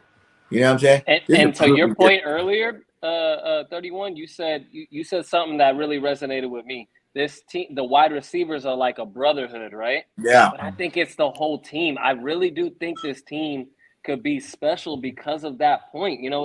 It's not every year you get a collection of guys who have that much to play for, and like you said, are from the area. And even Jordan Davis's mom is the big Eagles fan. Huge Eagles fan. These little things are kind of like, I don't know. I think something could be happening, like something special, man. I really do. Yeah, those are things you can't teach. That's just feeling. Like you seen the passion. Like Kaiser White. I played in L.A. You know what I'm saying? My family and friends could even come and watch me play. And he just had his best career, year with San Diego. I mean, with the L.A. Chargers. So, to bring him here along. What makes you think he's not going to play better in front of his family, his friends? You know what I'm saying? 100. Like that stuff like that. That's stuff that's not like a football thing. You know what I'm saying? Like there's stuff that's football related, but I feel like that's just more personal. And that's kind of more like, unity. Like you said, that unity feeling in the locker room. These guys are from Philly area or from the Jersey area. You know what I'm saying? So they have, respect. You know how it is when you go back to your old high school. You know what I'm saying? Like everybody remember, yo, what's up, my guy? Yeah. I'm here to ball, big dog. You know what I'm saying? Like, that's what you get from these guys. Like you said with Jordan Davis, his mom's the hugest Eagle fan. He even if he didn't go to the Eagles, she would have been an Eagles fan. But now that mom said, I'm on mom's team, he's a mama's boy. No matter how lazy you think this man is, you think his mama's gonna let him go out there and disrespect her football team? I think not. I think not. Point. He be getting whoopings on that sideline. That's a good point. And he's a mama's boy. You heard? I don't know if you guys heard. Before every game, he goes up and prays with his mom before the game. That's like their thing. They've been doing since, I guess, high school or something like that. So the fact that she's going to be there, she's a big Eagles fan. I just think he's going to ball out for this team because, for one, he wants to make his mama proud. And I think he's happy because you have to remember, we moved up to get him. We just didn't let him fall to us. We went up there to grab him. Like, we really wanted him. And, like, I feel like that makes a player just want to go harder for the squad. I agree. Yeah, man. I think that was a huge move. And like I said, this is a prove a year. Everybody has something to prove. Hurts got something to prove. Devonta has something to prove. AJ definitely got something to prove because you can't come over here and just be trash all of a sudden. You know what I'm saying? Mm-hmm. We gave you your money. We gave you your best friend. You need to come over here, and I want to see those 1,000-yard seasons over here, not that 800-yard season. I want to see those 1,000-yard seasons over here. You know what I'm saying? Miles Sanders got something to prove. Everybody think he's not getting this time. I'm a huge Miles Sanders guy. I pray for him to finally get that year we've been waiting for the last 2 years. Like, please, Miles, just do it one time. We'll see. Man, if he can stay healthy, talk about an X factor, man. If he could just stay on the field, we are just. Dude, this team could go from being talented to being like truly dominant, man. Great. I really do. I really feel like that. And I know I made the Chiefs comment earlier, but F the Chiefs, man. Like, we could be even better, bro. Like, seriously, this team is talented, man. Like, let's see what we can do with a healthy I pray we have a healthy offseason going into the season because this team is loaded, man. And if people are sleeping on them, we'll wake them up week 1. We're going to wake them up. We're going to rip that blanket off, throw some cold water on their ass, and we're going to really wake up the league because this team is dangerous, man, for real. See, like me, I'm going to talk my shit. I'm a critic of Miles Sanders a bit. It's just some. I think it's probably a health thing. I'm like, man, I don't know if he could run the ball more than 20 times a game. And I love Kenneth Gainwell so much. I just think, honestly, in my opinion, I think Kenneth Gainwell would be a great replacement for Miles Sanders, in my opinion. Because I think the things they want Miles Sanders to do, I think Kenneth Gainwell could already do it. And you know we got. Do you He's guys small. know That's the only about thing Kennedy about Kenny. Brooks? We got Kennedy Brooks as a UFDA. He was Yeah. an Oklahoma running back. He's kind of more of a. He reminds me of a Miles bruiser, Sanders. But yeah, he could do a little bit of Yeah. everything. I feel like he's gonna get some PT. I think he's gonna make the squad this year. I really do. I think he'll be the fourth running back. And between like we seen sometimes Boston Scott didn't really touch the field sometimes last year. Yeah. Because they just didn't want to go that way. So I feel like Kennedy Brooks, if he does good in preseason and he can shine and get some good moments, I think he could, maybe ease into that third running back slot. And if we just got to be real about Sanders. His injuries is just out of control. If he does miss some times, I feel like Kenny G can step in there, like you said, because he's mad talented, man. And you're saying that now. Let's say this: how good of a season does Mal have to have for you guys to think the Eagles will re-sign him? Or B, do you even think, no matter how good of a season he does have, that the Eagles will still let him go? He has to score some damn touchdowns. I can't stand the 0 touch. Like, he didn't score a touchdown last year. Like, come on now. It's crazy. He had plenty of opportunities to score. And the fact that he had 0 touchdowns, that is a super red flag, bro. It's like you're a running back, you're in the red zone, like you can't get in there one time, bro, with the best offensive line, like the best running team. Like I feel like that's the main. If he can get in there, score 4 or 5 touchdowns, and actually show that he can stay healthy and he can get in the end zone, I'm down for bringing him back. But do you think the Eagles will? I don't think so. Ooh. At that point, I think it's more of a money thing, if anything. But for him to prove, well, at least to me, that he's that guy, I think we need at least 1,000 yards, especially depending on how we run the offense. Second, stay on the field. And that's just to get paid anywhere, because what teams are going to negotiate, like, well, if you run the ball over 20 times, I mean, we've seen proof that you can't stay on the field. Why would we pay you 3 years, whatever, $1 million?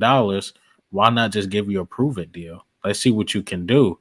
Because his rookie year was basically his best year, right? If I'm not mistaken. Yeah. But since then, it's been, I don't know. Shaky. It's been shaky. But it been the injuries. And let's not forget about them drops too. He will drop some passes. And remember that one down the seam? Wentz? Really? Oh my God. That was a touchdown. We talked about this on previous shows too, though. We did. The fact that when you're not getting used as a running back, I played running back. You're not using me, and I'm sitting there most of the game. When I get in, A, I'm going to try to overcompensate.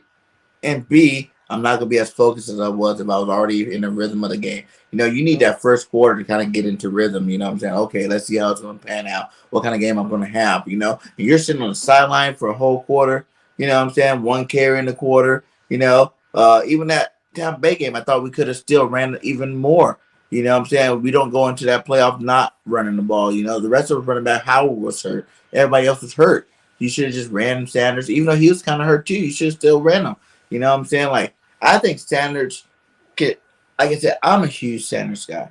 I think he can be one of the top 5 running backs in the league. With our offensive line every year. Yeah, with our offensive line and our playmakers at receiver, come on now. How could you not think that? You know what I'm saying? Like you said, health is one thing, but I think he was getting hurt. That hurt that he got last year, I feel like it's because he didn't play the first 6 games. You know what I'm saying? Like, he played, theoretically, he was on the roster, he was out there, but we didn't run the ball at all. You know what I'm saying? Do you think maybe they didn't run the ball because of his injury-prone nature? You can't play. No, I think it was the system. Football scared ever. When you play scared, you suck. I agree with you, but was that maybe a possibility? Someone said a comment earlier that Howie was in the Bird Box ghost coaching. And that could have been one of those things that he threw down there in Nick's ear, like, hey, we don't want to get this guy. We don't want to run him into the ground, because we possibly want to re-sign him. So let's throw the ball a lot more. That could have been the reason those first 4 or 5 games were really, pass heavy. Who knows? But at the end of the day, when it comes to Miles Sanders, I love him. I really want him to succeed. But I've came a long way with this football thing. Just like I was talking about the offensive line, and sometimes it's not the sexiest thing to do, but it's a smart thing to do. Right now, when it comes to drafting, get a running back in the 3rd, 4th, and 5th round. You can find gems. And my last point about Miles Sanders, right? So he did get hurt. Remember, he got hurt twice last year. I think it was something with the foot or leg. But then ankle. It was something like that. But we start let him run the ball against the Jets. And what happened when he ran the ball a lot? He broke his hand. I'm telling you, kind man. of freakish, Joe.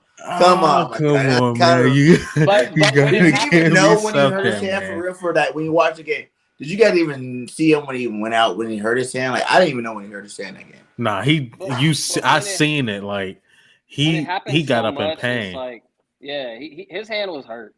Yeah, it was when he was running on the side. Remember, he broke it left. He broke it left, and it was. But that's when I got mad at Sirianni. I'm like, yo, we destroying the Jets. Why is he on the field so much? But knowing Miles Sanders and the way they've been talking, he probably like, just let me on the field more. And he was having a game against the Jets.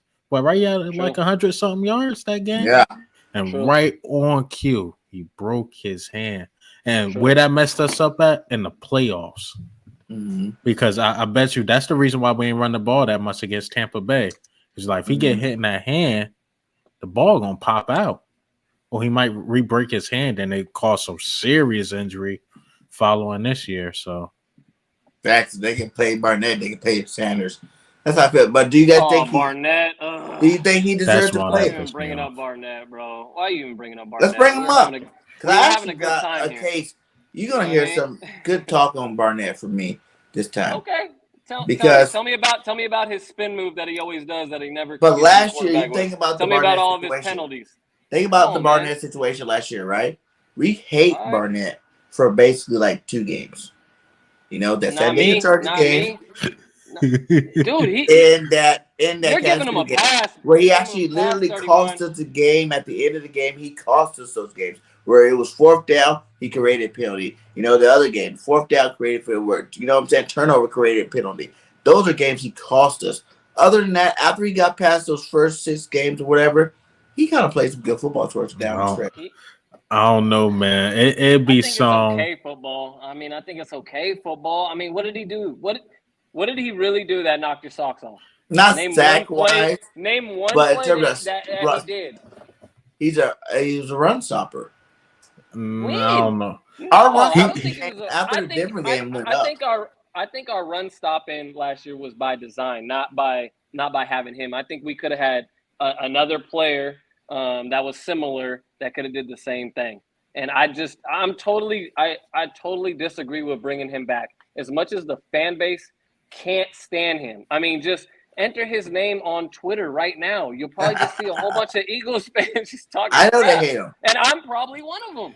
Like I did hate on him. That elongated spin move that he does all the time. Like, come on, man. Hey, but guys. Without Barnett, we might not win a Super Bowl.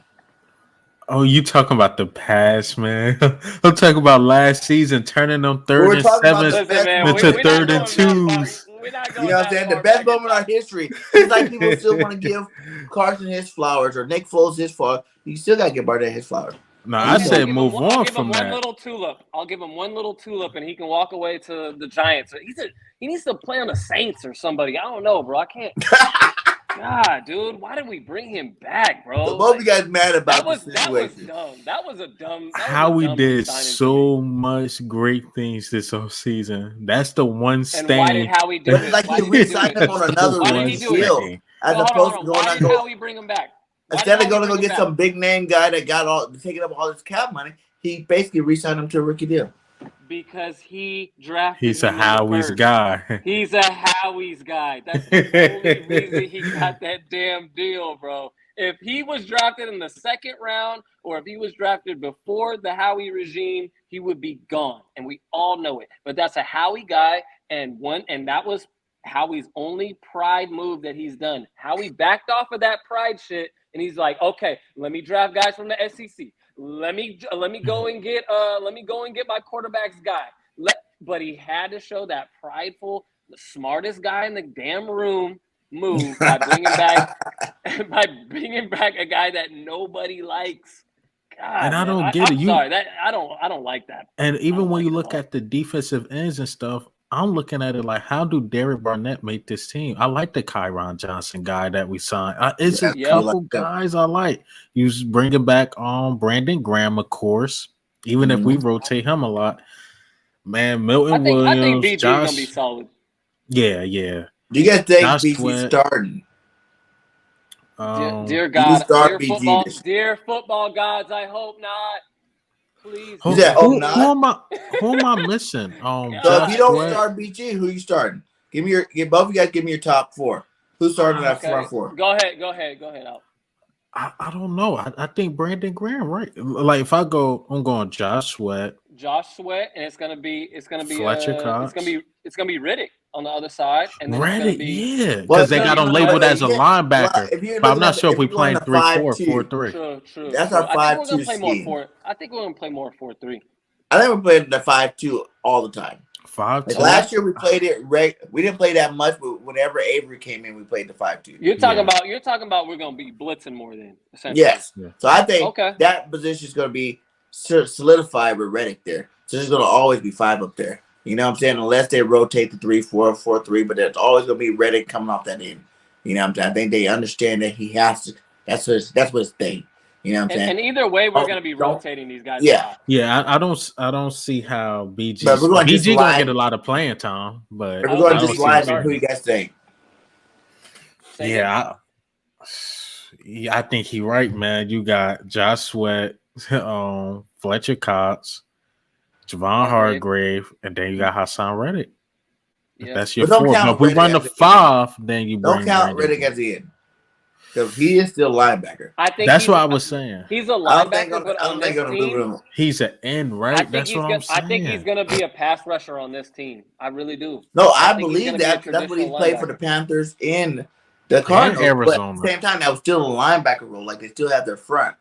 You know what I'm saying? Like, true, but I honestly think he's going to be. I think that linebacking position that's on his football card, on ESPN, when they give you your position. I think that's not going to be the case here. I think he's going to be more of a hybrid, but it's going to be more 80% pass rusher, 20% linebacker in coverage. That's just how I see it. And that's just, if JG, like his if role, JG is smart, I get that's what that. he would do. I get that what you're saying with his role. But I'm just saying in terms of like, are they really going to, every single time they have him out there, to go down the 3 linemen just to have him out there? Or are they going to run like the 5-2 that we ran, where you still got your 4 and then he's that 5th guy coming off the end? I think it'll be situational. It'll be situational depending on who we play, depending on the quarterback. You know what I mean? I think depending on who we're going up against, if it's more of a pass-heavy team, a run, I think a lot of things are going to go into consideration as far as JG's mindset. But I think he's going to want to rush. He's going to want to rush the quarterback more this year because we were trash last year. What did we finish like? I mean, we were bottom of the league in sacks, man. I think we was the worst team in sacks. Yeah, we were like 31 or 32. Yeah, I think we're 31st. Yeah. Okay, let's just for this argument's sake, take Reddit out and just go with 4 linemen. Then it'll be Barnett, I guess. It'd be Barnett, but you still got to think Milton Williams though. Barnett over BG. But Milton Williams, he's not on the end though. They didn't put him at they start him at that. He's actually he can move around. You're right. He can play in the middle and he can play outside. But I don't think they'd start him over BG. I don't think. No. BG. Actually, BG may start. We forget that he was still one of the leaders of the team and the defense. Depending on how healthy he is, I mean, I guess training camp will tell the story. But depending on how healthy he is. even the way Brandon Graham talking, he talking as if he might not start. He like, I just play wherever this team want me to go. Mm-hmm. But he talking like he did know, talk. like I might I heard play him. the bench. I wouldn't start him. And I love BG. He's one of my I would favorite do Eagles more ever. of a I like, wouldn't start him. you know where you start him, but he don't have the most snaps. You know, because he still is That too, BG, yeah. where he Just can off of start the game respect, out. you know what I mean? You're gonna rotate him I can out see that. way more often. He's gonna be playing. You know what I'm saying? You could get a lot of these younger guys in there to play. Because people forget about Johnson last year, Jackson last year. Those are some young guys that actually had some valuable snaps for us last year. You know what I'm saying? That actually came in too. So what are they gonna do? You know, you got the development of Marlon coming in this year. You know, is Marlon going to actually make the team? Is he going to actually make an impact on the team this year? I'm not sure if he makes the team. I'm not sure if Marlon If makes you the team. heard how we talking about him in the press conference, you know, he brought him up. But I mean, I think he's gonna be I think he's gonna be one of those fringe guys if he makes the team. He's gonna be at the end of the 53 man. I really do. Might He be may practice not suit squad. up. Yeah, maybe practice squad. We have a more competitive roster, man. Some guys that we may be talking about now that we like may get cut. You know, like it'll be sound interesting. crazy, That's but what our yeah. linebackers now. Yeah, it And, happens you know, we every got the year. 3 new ones. Which one of the old ones are you cutting? Oh, I hate to say this, but I think BG may get cut. I just depending on that Achilles, man. If he was younger, you know, I don't know. I think BG could. Oh, it would hurt, but I don't think we cut BG. Yeah, I don't know. That'd be a cold. That'd be a cold play. I know. I just have a weird. It would. I just have a weird feeling. I don't want it. I'm not wishing this because, like I said, he's one of my favorite Eagles. But I could just see it if he just don't have it no more, and that Achilles is just too much. He's an older guy, man. I mean, that's a major injury. But I'm talking about the linebackers though, because you know you still got the Sean Bradleys. You still got the Edwards. You still got I think Bradley's gone. You know, you got all these other linebackers. Like we picked up 3 new ones. So how many linebackers are we going to keep for one? Bradley is going to be a special teams guy. Remember, he almost made the Pro Bowl. If he did not make the Pro Bowl, you're right. So he's really good special teams.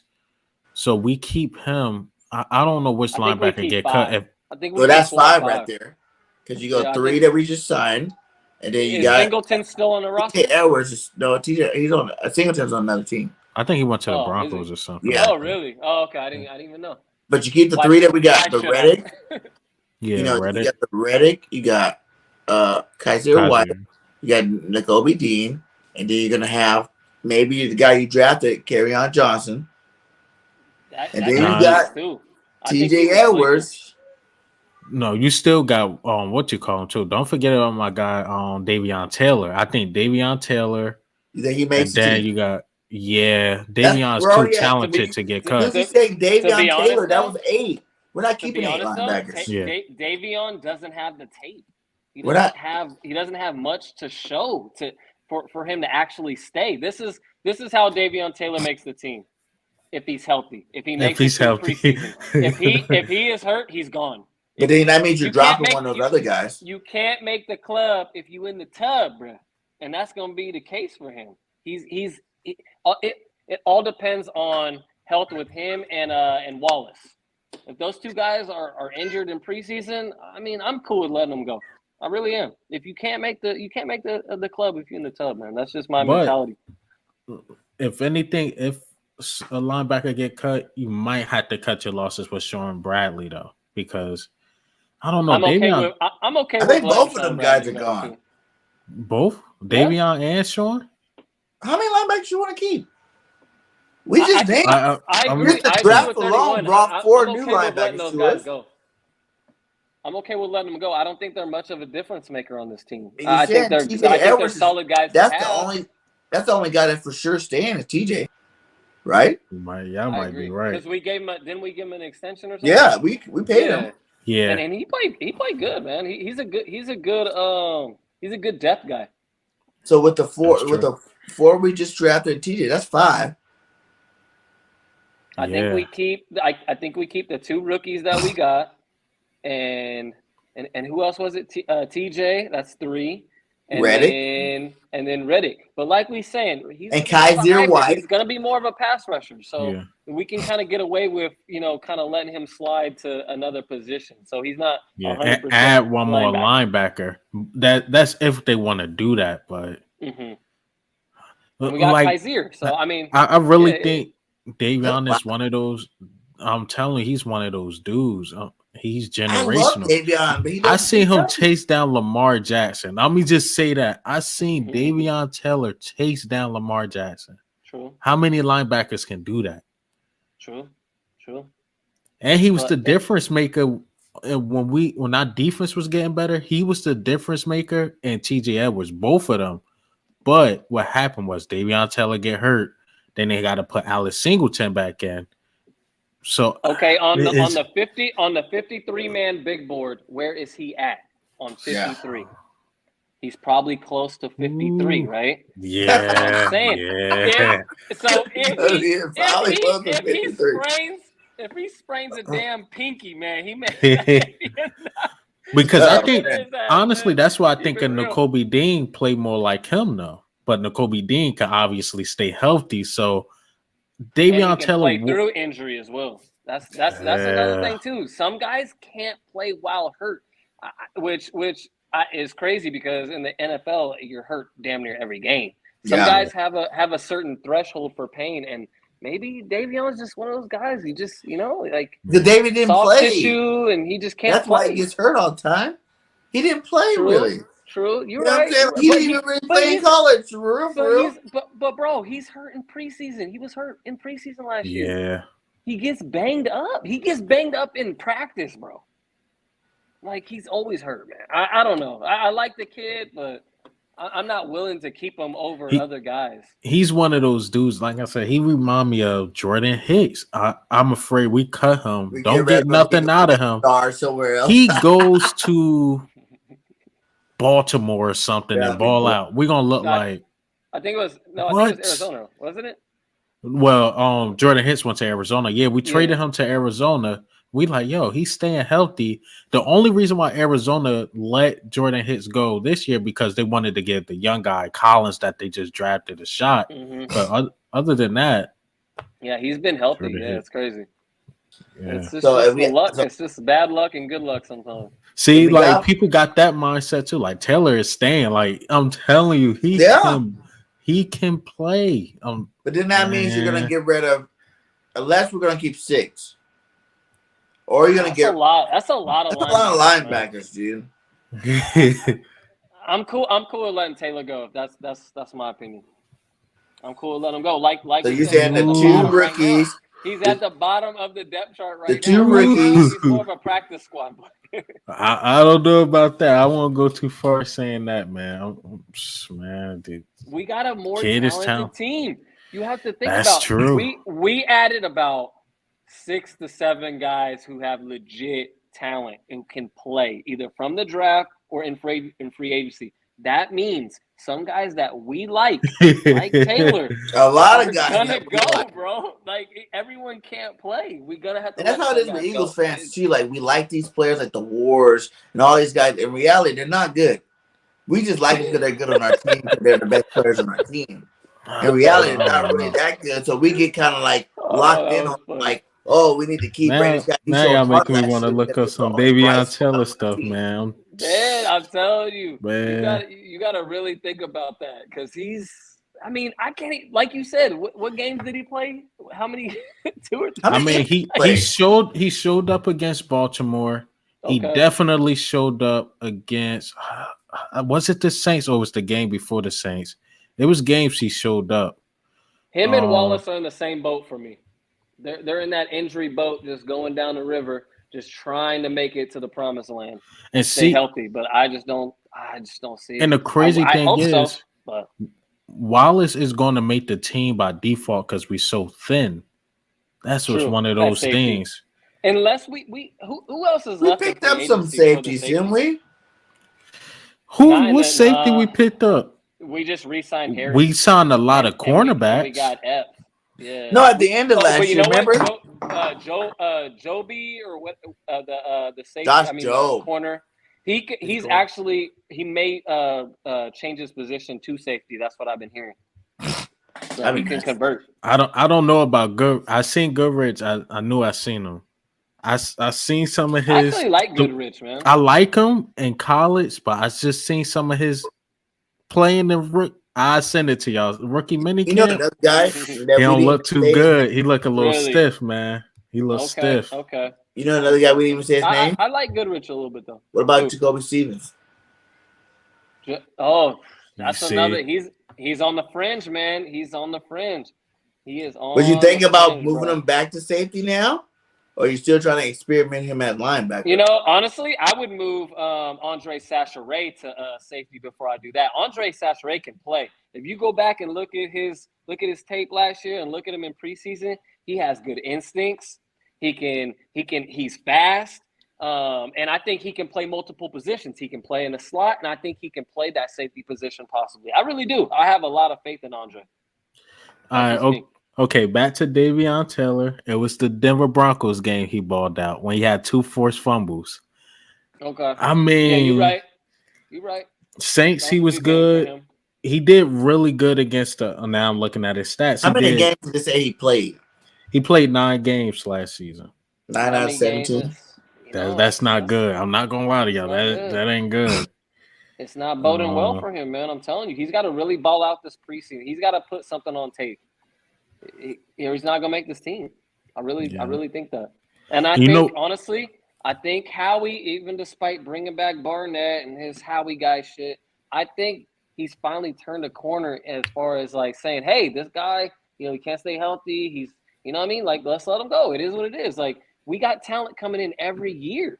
There's new guys joining the team from either free agency, trade, or the draft. And I feel like some of these guys that we like 31 was saying, like, we like these guys, like, but if we were a Steelers fans and we were looking at these guys, we'd be like, these bums, you know what I mean? Like, we were like, why are they so hype on these guys? Like, if they don't have that much tape, if they're always injured, why would you bring them back? So we can't fall in love with everybody as the Eagles. I know we want to support everybody, but us three, we're not just normal fans. I'm just gonna be honest. Like, we break this down at a different level, and I think we have to have more perspective when it comes to our fandom and our analyst side of this.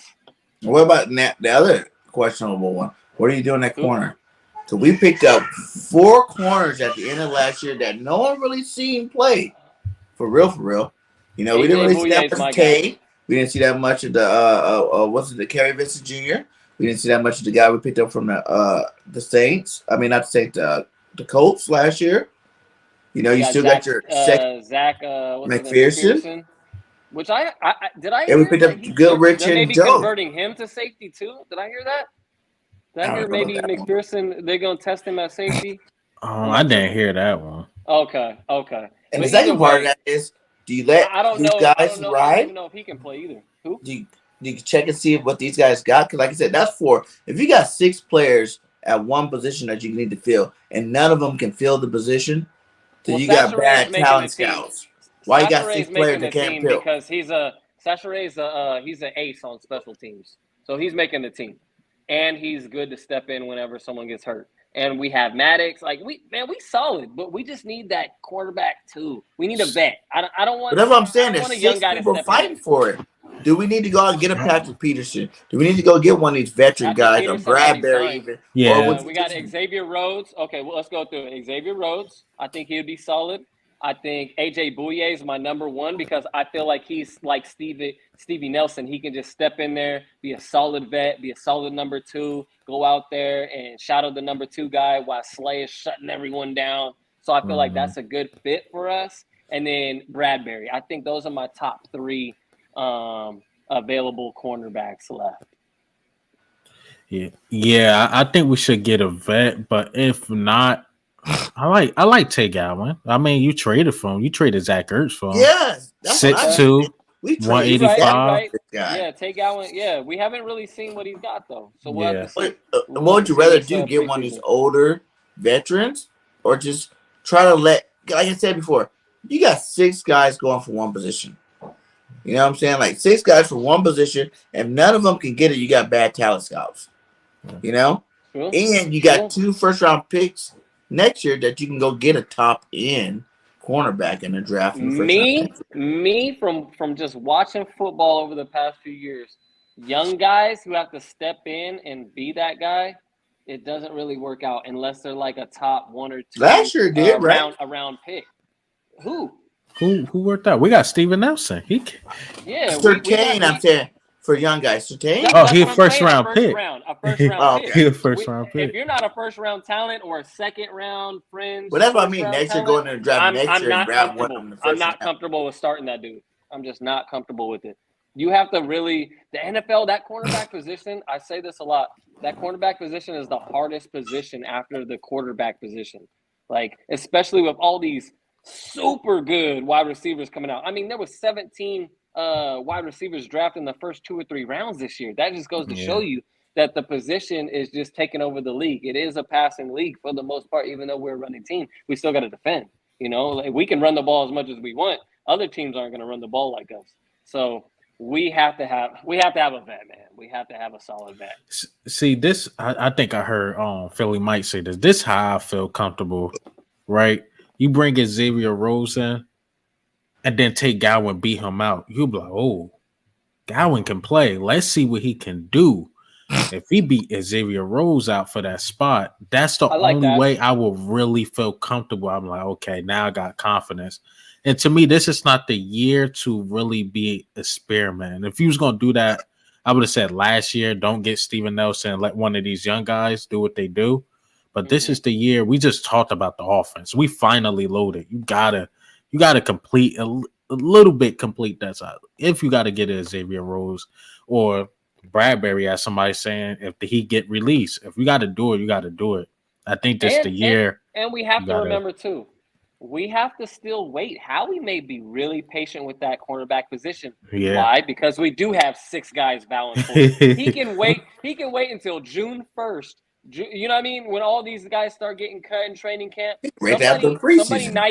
somebody nice is going to get cut from another team, and he's going to be available, or via trade or whatever. There's still guys still available that are on other rosters. So I'm not too much in a rush because I've seen Howie. You know, he did it with Robinson our Super Bowl year. He did it last year with Stevie Nelson. He's proven that he can be patient with that position and find some guy. But I don't know. I think Gowan is the only one out of those guys that I would feel comfortable with rolling out there as a number 2, like Al said. But the big thing about all those guys, they're all big body corners, you know, and that's what everybody's saying that we need. You know what I'm saying? So that's why I think like maybe Howie is going to let these guys battle it out to see if we can, you know, save some money and actually use one of these guys for a year. You know, wait till next year and use one of those draft picks for a cornerback. Because, you know, that'll save us money. We don't have that much money. I think they said we have, like, $4 million right now. I wanted us to keep I know the cap can be adjusted. But or somebody like that. I wanted us to draft a cornerback in the first round with one of our 3 picks. When it turned to 2, that's when I was like, okay, we may not be going for a cornerback now. You know, so I still think we'll find one. Mm-hmm. And well, not trying to go back to that Jurgens pick, but that's what I thought we was gonna get. I'm like, all right, now this is the time to get a position of need. Don't you just gonna get a cornerback, but it is what it is. You live on with it. But how we said, I mean, you got now into what, September? Like free agency ain't over. Yeah, we got a long time. Yeah, we got a long time. It's really not even summertime yet. I mean, these guys haven't even, you know, they're just now getting to the facility on other teams and stuff. So they're just working out essentially. So right now, with the team that we have, give me floor, ceiling for win percentage. What's our lowest game? This is way early, like you said. We still got 4 months to add and make it better. But as of right now, today, if we play games next Sunday, how good are the Eagles doing? I want to hear Alice first. Floor 9-8. 9-8. I'm disappointed. I'm like, we still got a winning record. I think 9-8 can possibly get you into the playoffs. And I'll be disappointed. I'm like, who did we lose to lose basically 8 games? For real. Ceiling, I could see us winning 13. Remember last year I was pretty low, and I kind of hit on the money. I said last year I said what 6, and I think the ceiling was 9 because I'm like we still young. So now my ceiling is 9. You gotta win. I mean, floor is 9. Gotta at least win that to possibly get into the playoffs. I'm disappointed, but that is what it is. But 13, we hit that. Like, man, this team's special. I think we could get 13-4. I could see us probably splitting with somebody or split with 2 teams in a division and lose like 2 random games. I don't know what those teams be, but other than that, when you look at the other teams, depending on when we play Arizona, they're not gonna have DeAndre Hopkins. The division look weaker. Tennessee, all our we know, away games look winnable, bro. Like our away yeah, games look real solid this year, and we don't got to go to Mexico to play Arizona. So like yeah. that's just an extra. I feel like we're better playing in the States. So I don't know. I go ahead. Yeah, I was about to say Tennessee. We played them at home. You know, AJ gonna want that get back with that. That's the AJ Brown game for sure. Yeah, Mark it on the calendar. I think we play the Colts. I think that's a win. Some of these games, what Houston, we get them. The Saints is going to be a battle, but I think Jalen Hurts got something on the Saints. That's what I was just about to say. Yeah, he's a Saints killer. They're the Aints now, anyways, bro. They don't got what's it? Yeah, nah. That's what I'm like. It's just certain teams I can't see. Like, yeah, they just better than us on the schedule. I really don't see it. And I'm trying to be unbiased as possible. Like, I don't see a team that I'm like, yeah, they just. Even with the Cowboys, I knew last year, like the Cowboys, they had their guys. We was still trying to figure it out. But this year, they lost a lot of guys. And I would have liked to see us play our starters that last week of season. Same. At least the first half. Such a running roll there that game, even if they would have won, it definitely wouldn't have been like that big blowout that they did earlier in the season. You guys let us know in the chat too. What record do you get the Eagles as of right now with the team? You guys let us know what would you give them the floor and ceiling for the Eagles record next year.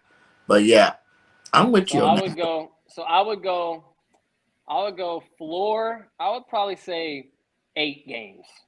I would probably say 8 or 9 games. That's the floor because that's essentially what we did this year. You know what I'm saying? I feel like that's the floor. But I feel like the ceiling.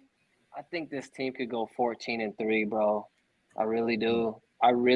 I'm starting. I know I don't want to get too far ahead of myself because sometimes I do that, but I'm just let's fan them out. You know what? Like at this point, I really think we're a top 5 offense, and I think it's going to translate. I think we're going to run a lot of teams out of the arena, and I just think we're primed to go on the road and be road warriors, but also hold down the crib. I just know we're going to hold down the crib this year.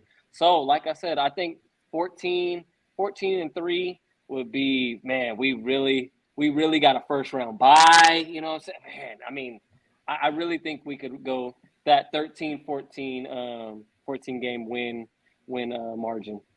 Yeah. So I'm going to say 10 is my floor. Like, okay. I think our team, our schedule, and our team is better than last year. Like, our schedule is better than last year's schedule. Our team is better than last year's schedule. We won 9 games last year. So I'm putting the floor at 10. Okay. I want to see one more game last year. And I'm still not going to be that happy because you had made so many upgrades. You know what I'm saying? Like, I'm not going to be that happy. But if you were 10 wins, whatever. But the ceiling, like Mrs. Burger said, for me, it's 17-0 to prove another one. But 15-2, man. Like, I don't see that many teams beating us. I feel like you'll lose to, like, if you did lose to a Cowboy one, so we just have to split there. You know what I'm saying? Maybe a lucky I'm going to go on the record and say that we're not losing to the Cowboys this year. Yes. I'm going to say this. Holding that down all year. We do got we got Green Bay, too. See, that's what I'm saying. Those one of those. That Dougie P's game is going to be fun. It's going to be fun. Dougie P game like that we're supposed to win, but somehow he does it, Or one of the Carson Wentz games with Carson. Nah, we're not splitting no games with Carson. That's who I got. I think with them and Dallas, I think we can sweep the Giants. Let me say that. We win in our division, bro. Yeah, we won in our division. We are head and shoulders way better than our division now. It's like on paper, just thinking about it, like to me, our division is going to be a cakewalk this year. I think we may not lose in our division. I know it's crazy the whole to say division, because baby. Yes. Yeah, I really do. I think we could sweep those dudes, man. They the don't Cowboys intimidate me at all. Yeah, like why can't we do that this year? They lost. Who did they lose? They lost Wilson, Cooper. They lost. Dude, that offense is not going to be Gregory. on the same level. They got the same running backs. Old ass, what's his name? And bro, like they not the same team, man. And Dak, his health, his ankle, like he slowed down as that year went on. He just was just trending more down instead of trending up. So I don't see the Cowboys even as a threat anymore. I really don't. I feel like we're going to go into Dallas and we're going to get a dub, and then it's going to be the last game of the season like it always is in Philly, and we're going to be at the top of the division, and instead of Sirianni is going to learn from his mistake. Instead of sitting our guys, he's going to play our guys, and he's going to pound their ass on the ground, and we're going to walk out of the season, out of the season riding high into the playoffs with that first round bye. Remember this. I'm remembering it. I like it. Because even last year, I was watching a Jalen Hurts interview and I reacted to it. He even said like last year, like we could have won like 11 games. If you look back at the Chiefs was a winnable game. Like he said, they called back like 4 touchdowns. Facts. Oh, that game. Man, Chargers was winnable, but our defense just 49ers winnable. That was on Nick. Those was like 12 games. That was I'm telling you, that season could have been perfect, but we still trying to figure it out. We choked some of them games. Yeah, we tricked off some games for real. Yeah. You right? Chiefs, I don't think we punted. Did we even punt against the Chiefs? I don't think we punted. We played good. We played good against the Chiefs, man. We just couldn't. But they ain't punt either, though. That's the thing. Our defense couldn't stop nothing. JG freaking zone coverage on their goal line with Tyree Smith in the slot. You're gonna end zone. You know what I'm saying? Where he has free release of 1 yard. You know what I'm saying? Like that's just dumb. That was just retarded. You know what I'm saying? Like the defense was just dumb. Yeah, JG was shaky as hell in some of those games, man. And that's what I'm saying. Our coaching staff is going to get better too. I think even though I was on JG's head all year last year, he was bugging the hell out of me.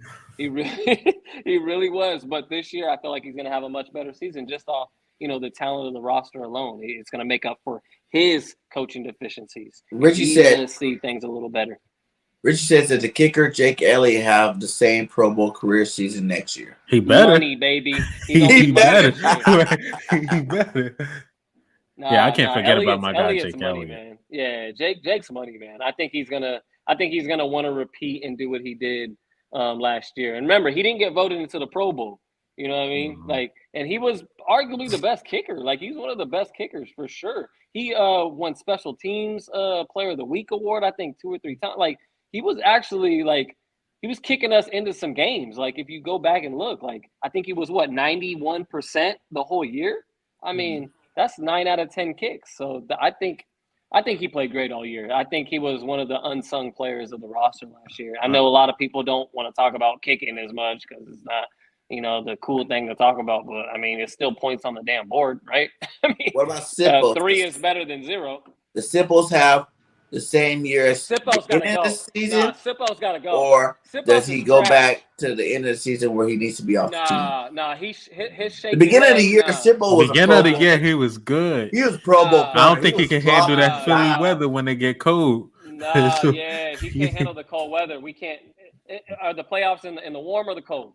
You know exactly. What I mean? But to be honest, he was shaking them in Tampa Bay. Remember? He was kicking terrible. So. We got to get.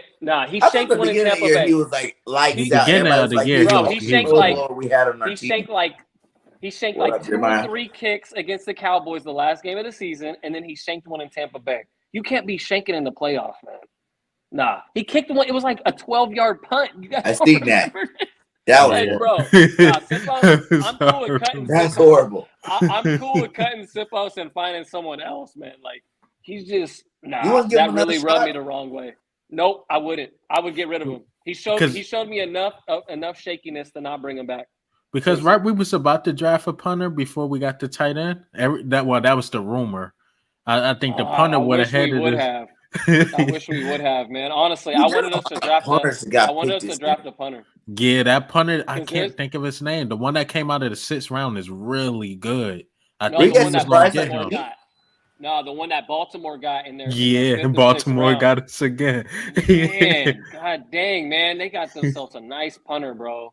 Yeah, I wish we would have came out with a punter. To be honest with you, I think football, the kicking part of football is that's the field position. Do you guys think that was like an abnormal amount of punters that got drafted this year? Yeah, I think so too. Right. Usually they go, the 2 top ones get drafted, then the other guys are like unrestricted free agents and end up being good. Like this year, they were just dropping off the board. Punter. I'm like, what? Because that field position, yeah. That matters. Alkabeer's point, it really changes the field. It changes the game. You know, if you got to start at the 10 or 15 instead of the 30, it's an extra 15 yards. That field looks long, man. Especially when you on it, you're like, damn, we got to go this far. You know, you've been kicking the hell out of the ball all game. That starts to, it's the mental side that we're talking about. It's a mental advantage. It's an on-field advantage. But in the beginning, he was so great at it. I know. In the beginning, he was good. One. You know what I'm saying? Like, sometimes that's not how you start; it's how you finish, man. And that's what like the worst punter in the league. And that's what made me mad when we let go on Johnston. He got a feeling what punter I'm talking about. Like I'm watching his highlights. He kicking punts like at the 1 yard line every single time. It felt like lucky bounces, but God or something like that. Yeah, man, I'm telling you, man. I wish I could think of his name. I'll tell you. Check out some. I think so. Areza, yeah, he got it right. Yeah, it's a weird name. I'm telling you, this guy can kick, man. I can't even think of the name, but that guy can kick because, man, he. I'm used to say he got it. He got a boot, man. He got a straight boot, steel toe. Yeah, further. That's what they're saying. They don't want Sipples back. I say give Sipples another chance. Hey, we did it with Jake Elliott, right? We gave Jake Elliott another chance. But Jake Elliott proved the year before. Don't forget, he kicked that 61-yarder. He deserved that spot. What has Sippo deserved on his team? I'll wait. It's his first year. It was his first year. Exactly. It wasn't like from Australia too. He wasn't even playing like football like that. He was a rugby punter. Man, a 12-yard punt, man. Come on, bro. He's like, that's it. Once I see the 12-yard punt, he is cut, released, get him off the roster. So I'm thinking like I can do the same thing. Y'all want to hire me, pay me a couple mil. I'll do it. You want to kick some 12-yard punts? You can give me the most minimum contract. How far you guys say you can punt the ball for real? Let's not do cap. Let's go straight up. Give me like 15 yards. Football. How far you punting? Give me like 15 yards. No, I'm booting. You got 15 out. Give me like 15. I don't got the best leg. Give me like 15 yards. You know, I can do that. Give me the money. I'll start practicing right now. Man, I will practice every day until I'm booting it a good 40. I played the position Bird game played when I played football, running back. Right? I was short and I can run. He said 15 yards. Give me 15. And what'd you say? You can probably kick over 40. Man, give me the loot, give me the time, give me the equipment, give me the protection, and I'll give you 40 yards. Man, it's different when them guys like 6'3" running at you, man. But that's why I said give me the time. I need the money. I need the machines. I need someone to teach me. Okay. I need the time. You're like, dang. Getting it farther than 12 yards, bro. Like, man, to be shanking it that many times you're professional, I'm sorry, it's nah.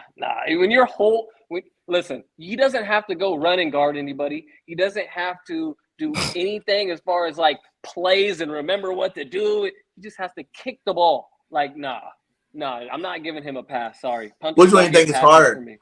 Punting, like, pinning someone on the one, or kicking a field goal? A field goal. The pressure alone, man. Yeah. And you got how far of a field goal, even with no rush, how far of a field goal you guys think you guys can kick? Probably 25, 30 maybe. Oh, I, I don't know, man. that's Give me like 5 that's yards. hard. Yeah, You see how kicking high a it. goalpost is? Yeah, that's hard, What? bro. I'm gonna keep it 100. I'm gonna keep it 100. I can maybe get an extra. I can maybe Give me get an like extra. 5-10 yards. I can maybe Man. get an extra point, I but think you at least that's gotta tough, go bro. 15 right for an extra point.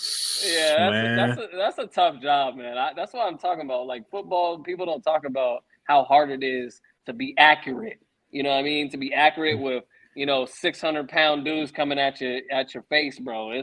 But really, you're not That's even a supposed to lot. look at them. You're supposed to just look up at the goalpost. That's why you see them True. look down when they go to kick. They're not looking to worry about any of that. They're like, okay, You're right. You're right. You're right. You're right. You're right. Yeah. Because once you worry about them defenders coming, Yeah. your mind already. Oh Exactly. man, yeah. All right, give me 2 before we get you out of the way. Hey, shout out to all the 25 still in here, man. We are rocking at Shout 2 out. hours and 10 minutes in. We've been rocking all Wow. streaming long, man. Shout out to both of these guys. We're gonna definitely get their links redropped inside here. But hey, give me the sleeper player, Okay. the offensive player of the year, and a defensive player of the year for our team. Okay. Said sleeper. Who's your sleeper? Sleeper on offense and defense, you said? Yep. Offense, I would say the sleeper is I'd say Quez Watkins. A lot of people not talking about him. That's my sleeper. I think he's gonna be very, very dangerous in the slot, and he's gonna have to make the Eagles make some very, very tough decisions should they pay him or not. I think he's gonna have one of those type of years. Okay. I would love it, man. That would be. I awesome. think defense. I would say Epps. Epps is because I think I'm doing a video on him soon. I've been doing a lot of research. PFF had him rated higher than the Honey Badger. They had him. They had underrated. him as he's underrated. They got him as like a top 15. They say he played like top underrated because of size. You have to remember he was behind. He was behind McLeod. Yeah. He just couldn't get on the field as much. But when he was in there, he was solid. He played great, man. And according to the other the safeties in the league, I think he was 18 or 15, so he was right there. But the thing is, can he handle all that time? He was doing that rotational. True. So he's a hard hitter too. He's a hard hitter. He does. But why people think Epps so small? 6 feet. I think he 180. I think he's 6 feet 180. I think he's solid. Epps is pretty big. Epps is 6 feet like one. Is he 180? I could be over exaggerating the weight, but he's 6 feet. He's about 180. Yeah, he's a good 185. I think he's solid. I think my sleeper on defense. I'm gonna start on the defense side. My sleeper is Kaiser White. I think people are sleeping on him. He's a converted safety. He's got skills. This is a player that I wanted in the draft heavy. Devin Lloyd. Okay, I wanted Devin Lloyd heavy. I think he could have been a difference maker. Even though I love Nakobe Dean, I think Devin Lloyd. So I feel like Kaiser White can run around the field. He can get a few picks. You know what I mean? He can stick some guys. And I think he's going to be the sleeper on defense after Epps. I would have chose Epps, but Alkabeer beat me. So I'll also say that on offense, I'm going to go Kenny G. Ooh, Gainwell. I'm going to go Kenny G because I don't trust as much as I want to trust. I want to trust Sanders to be healthy all year, but I know he's not.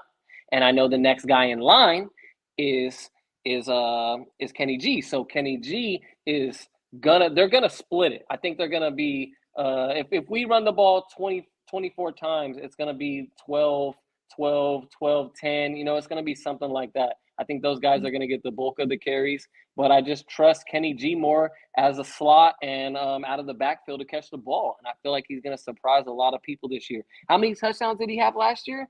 In limited time? Like 5, 6. Yeah. So that's what I'm saying. So with given more time on the field, more experience, he's going to get stronger in the weight room.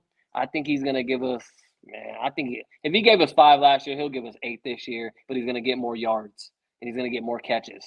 So that's my sleeper. On defense, I'm going to have to go with Mill Williams. You know, 'cause now you got Jordan Davis. You know, you already got Fletch. I think, you know, Milt Williams has kind of got forgotten this offseason. You know what I'm saying? Adding these pieces that, you know, and I think he played like a dog at the end of that year, last year. You know what I'm saying? Even that Dallas game, we got destroyed, but he had some nice snaps in there. You know what I'm saying? Like, he had nice snaps. So I think he gets bigger, faster, stronger this offseason.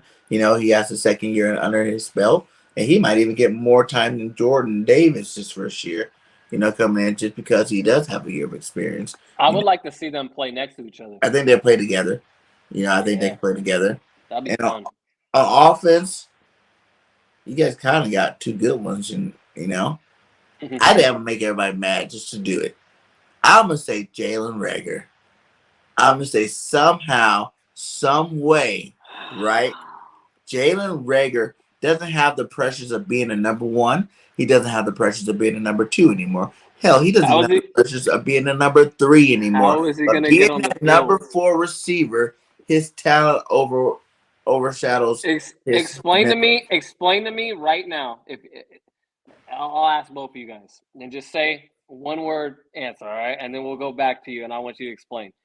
On our depth chart right now, where is he? What position out of 6? He's 5. Okay. BG.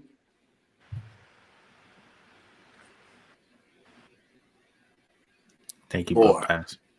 He better than Pascal? I think Pascal's better, but Howie's gonna put him above him. Okay. So when it comes to game 3 or 4, and he has 3 or 4 receptions in all 4 games total, do you still think he's going to be getting the same snaps after already being a baby this year and crying about deleting all the Eagle stuff off his Instagram, being petty king himself, crybaby on social media? Like, I just personally, I just need you to explain to me what you see in this kid. Like, I really, like, I can understand. The thing I see, it starts out even the first year. The punt return, that was nice for a touchdown. One punt return. Couple of returns last year. Couple of nice catches to catch where he caught the ball, got hit by 2 people, stayed up and scored a touchdown. Like little things, you know, like he's giving us glimpses of the good plays here and there. You know what I'm saying? Like, he gave you a couple of highlights here and there. Like I said, and that glimpse is like looking through a keyhole. I feel like, you know, the guy, like anyway, like anybody that go get drafted, you know, all the 200 and something drafts picks, you know, all those guys got talent. You know, at the end of the day, I feel like, can you transition it into the pro game and understand the mental side of football? That's a whole nother thing. And I think he had the dropsies last year. You know, some receivers start out with the dropsies because it's a whole nother level for them. And I think that, you know, not having the pressures of being a man anymore, and he already knows it now. Like, even last year, he probably still feel like, I got to prove I'm better than Devonta Smith, you know what I'm saying? Because I was drafted first, you know what I'm saying, type of mentality. And now you know. Like, you're lucky you're even on the team anymore. You want to know where I have him? Where you have him? On another team. Ooh. I think he's not good enough to make this roster. He's not even better than Greg Ward. Do you trust in a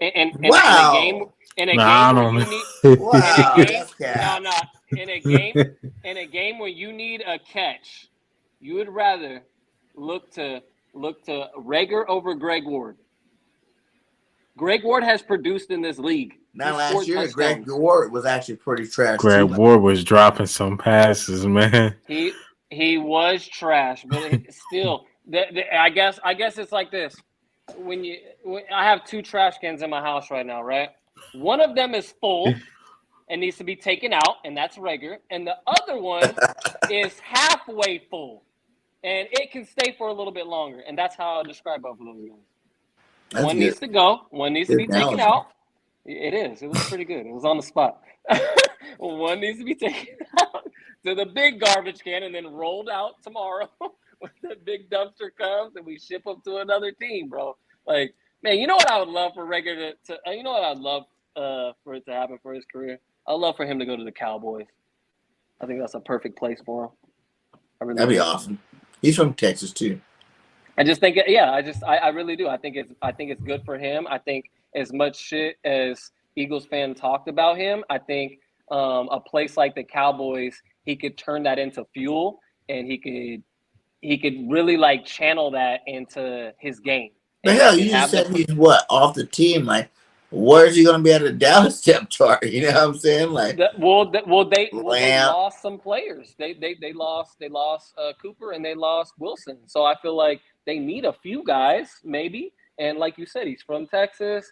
I just feel like that's a good spot for him. I just don't. He's not an Eagle, man. Look, he's not an Eagle. He Just is like not Carson one was of an us. Eagle, right? Yeah. He's not one of us. That Just mental like thing, that Carson. mental You side just of it. have you just have to want to be here. I feel By you. doing that petty social media and being super sensitive, like that's not.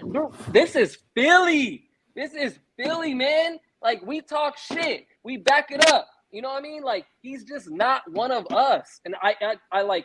I'm getting fired up about it because I just can't stand the way this kid has embraced this whole situation. He should have went about it like the underdogs that we are always. We're always doubted. We're always not the favorite to win the game. And just like that Super Bowl year, we overcame it. And we do it a lot. Even last year, we were supposed to be one of the bottom 5 teams in the league. And where were we? We made the playoffs. And yeah, did we get smoked in the playoffs? But we weren't even supposed to be there. We didn't even supposed to win over 6 games. You know how many mock drafts I've seen where they had us at 27, 28, disrespecting the hell out of us, putting that at 30 and shit.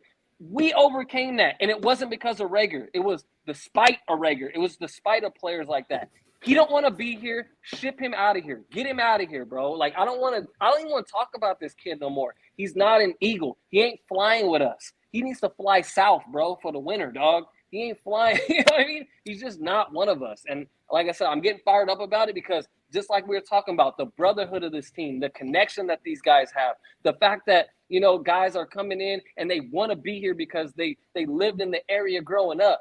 We need those type of guys in the locker room. We don't need distractions who are guys who are getting offended by fans on Twitter. Like, bro, you're making so much money. You're in the prime position where you always wanted to be, and you letting a guy on Twitter get to you. How are you gonna let a guy on Twitter get to you, bro? When you got guys on the field who are actually talking shit to you. You know what I'm saying? Like he got to line up against some of these shit talking corners. They're gonna be all on his head. You think a corner gets in the game and they're like salivating, like, oh my God, I get to guard Rager today. I'm shutting his ass down. My PFF is gonna go up. You know what I mean? Like people love that he's on our team. We got to get rid of this guy, man. Period. Done with him. Now give me the flip side of that. Who's going to the Pro Bowl? Who's going to be this, offensive defensive shockers of the year? Go ahead, Alkabeer. I need to take a break. You said soccer Pro Bowl or just Pro Bowl? Either way, like who's going to be the player that you didn't expect that comes out and just balls out on offense and defense this year? Ooh, that's tough. That is tough. And then Pro Bowl.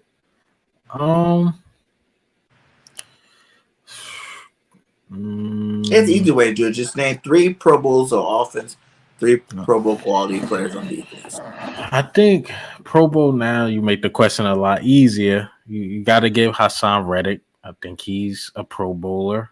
I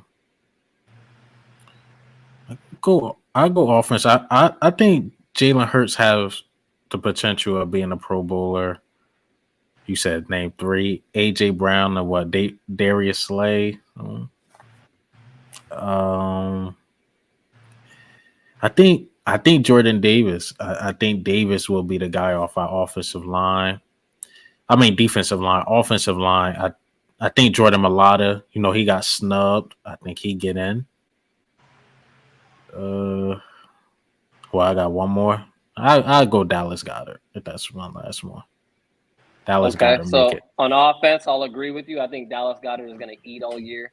I think AJ Brown has a really good chance of making the Pro Bowl. I think Kelsey or Mailata, one of those two, are going to make it on the offensive line. And if Jalen Hurts, if he can just do what he's got to do, I think he can make it too. So I'm going to go with those guys. I honestly think we can have a handful of Pro Bowlers. And on defense, Slay, number 1. He's getting that Pro Bowl. I think Riddick may get it. I think Hassan will get it.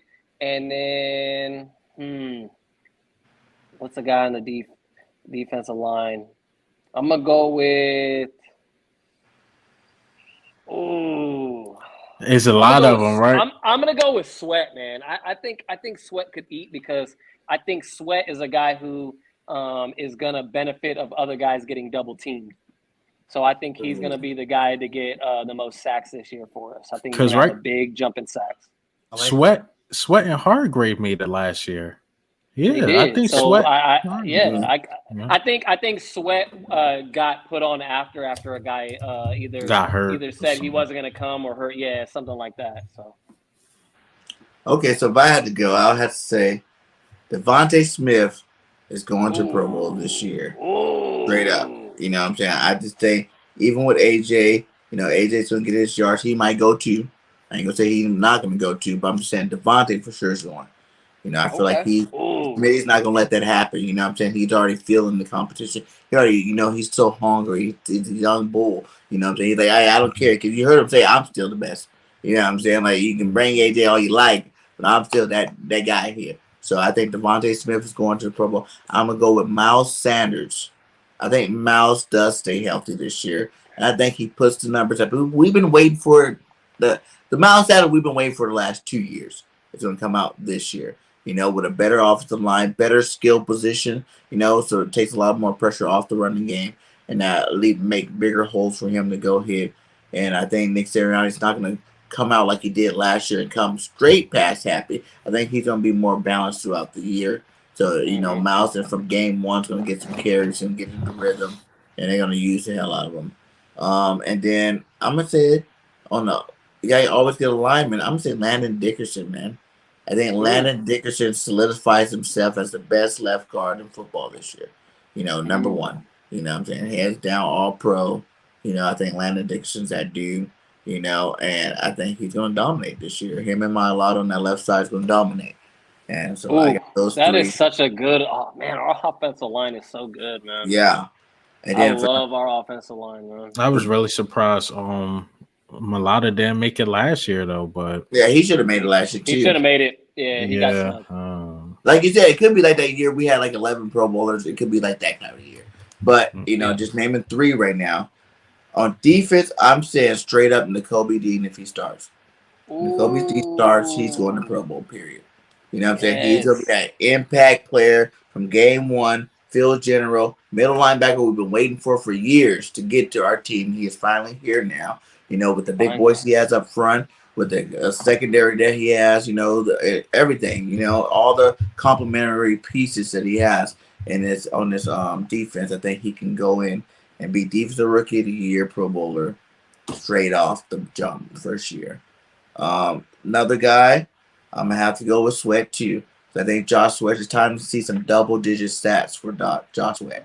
You know what I'm saying? I think, adding like the Jordan Davis, just, that making that defensive line stronger and more deadly, that's definitely going to add to more for his sack count. And then I'm going to throw a curveball out there, and I'm going to say Anthony Harris. I think Anthony Harris played better at the end of last year. He started out hurt, and once he got healthy, he started balling out at the end of the year.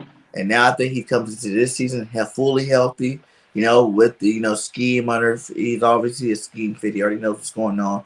He's going to be that much more into this defense, and he understands how everybody else plays. I think Anthony Harris becomes that ball hawk. Where he was defense. Was he defensive player of the year, or he was he defensive player of the year? He was he was one of the best safeties. He's the best safety. One of those years in Minnesota. Yeah, he was one of the best. Yeah, and I think he goes back to that. Because that was only like a year or two before we picked him up there. So I think he goes back to that style player this year. You know what, bro? That's a good point. And you know what? I think he benefits actually from McLeod not being here. Because at the end of the day, McLeod was the leader of that back end. And I think he is more of a leader, but I think he had to take a back seat last year. So now he'll step in. He'll be leading. He'll be flying a lot more because he's healthy, like you said. And if he can remain healthy and stay pretty much healthy for the year, I think you're right, man. I think he could be a Pro Bowler. That's a good one, actually. Yeah, It's just Pro. I think he's gonna have a solid year. Pro Bowl gonna be hard though. He's gonna have a solid year though. He has to. Even He if has to it's have all 3 or 4. yeah. He has to have 3 or 4 interceptions this year, though. Yeah. I think it's doable. I really think like a couple of those last year he could have had. He dropped a few, but he just wasn't right. That leg or that foot wasn't right last year. You know, like you could tell he legit was not right. He wasn't moving the same. To me, he had a solid year though.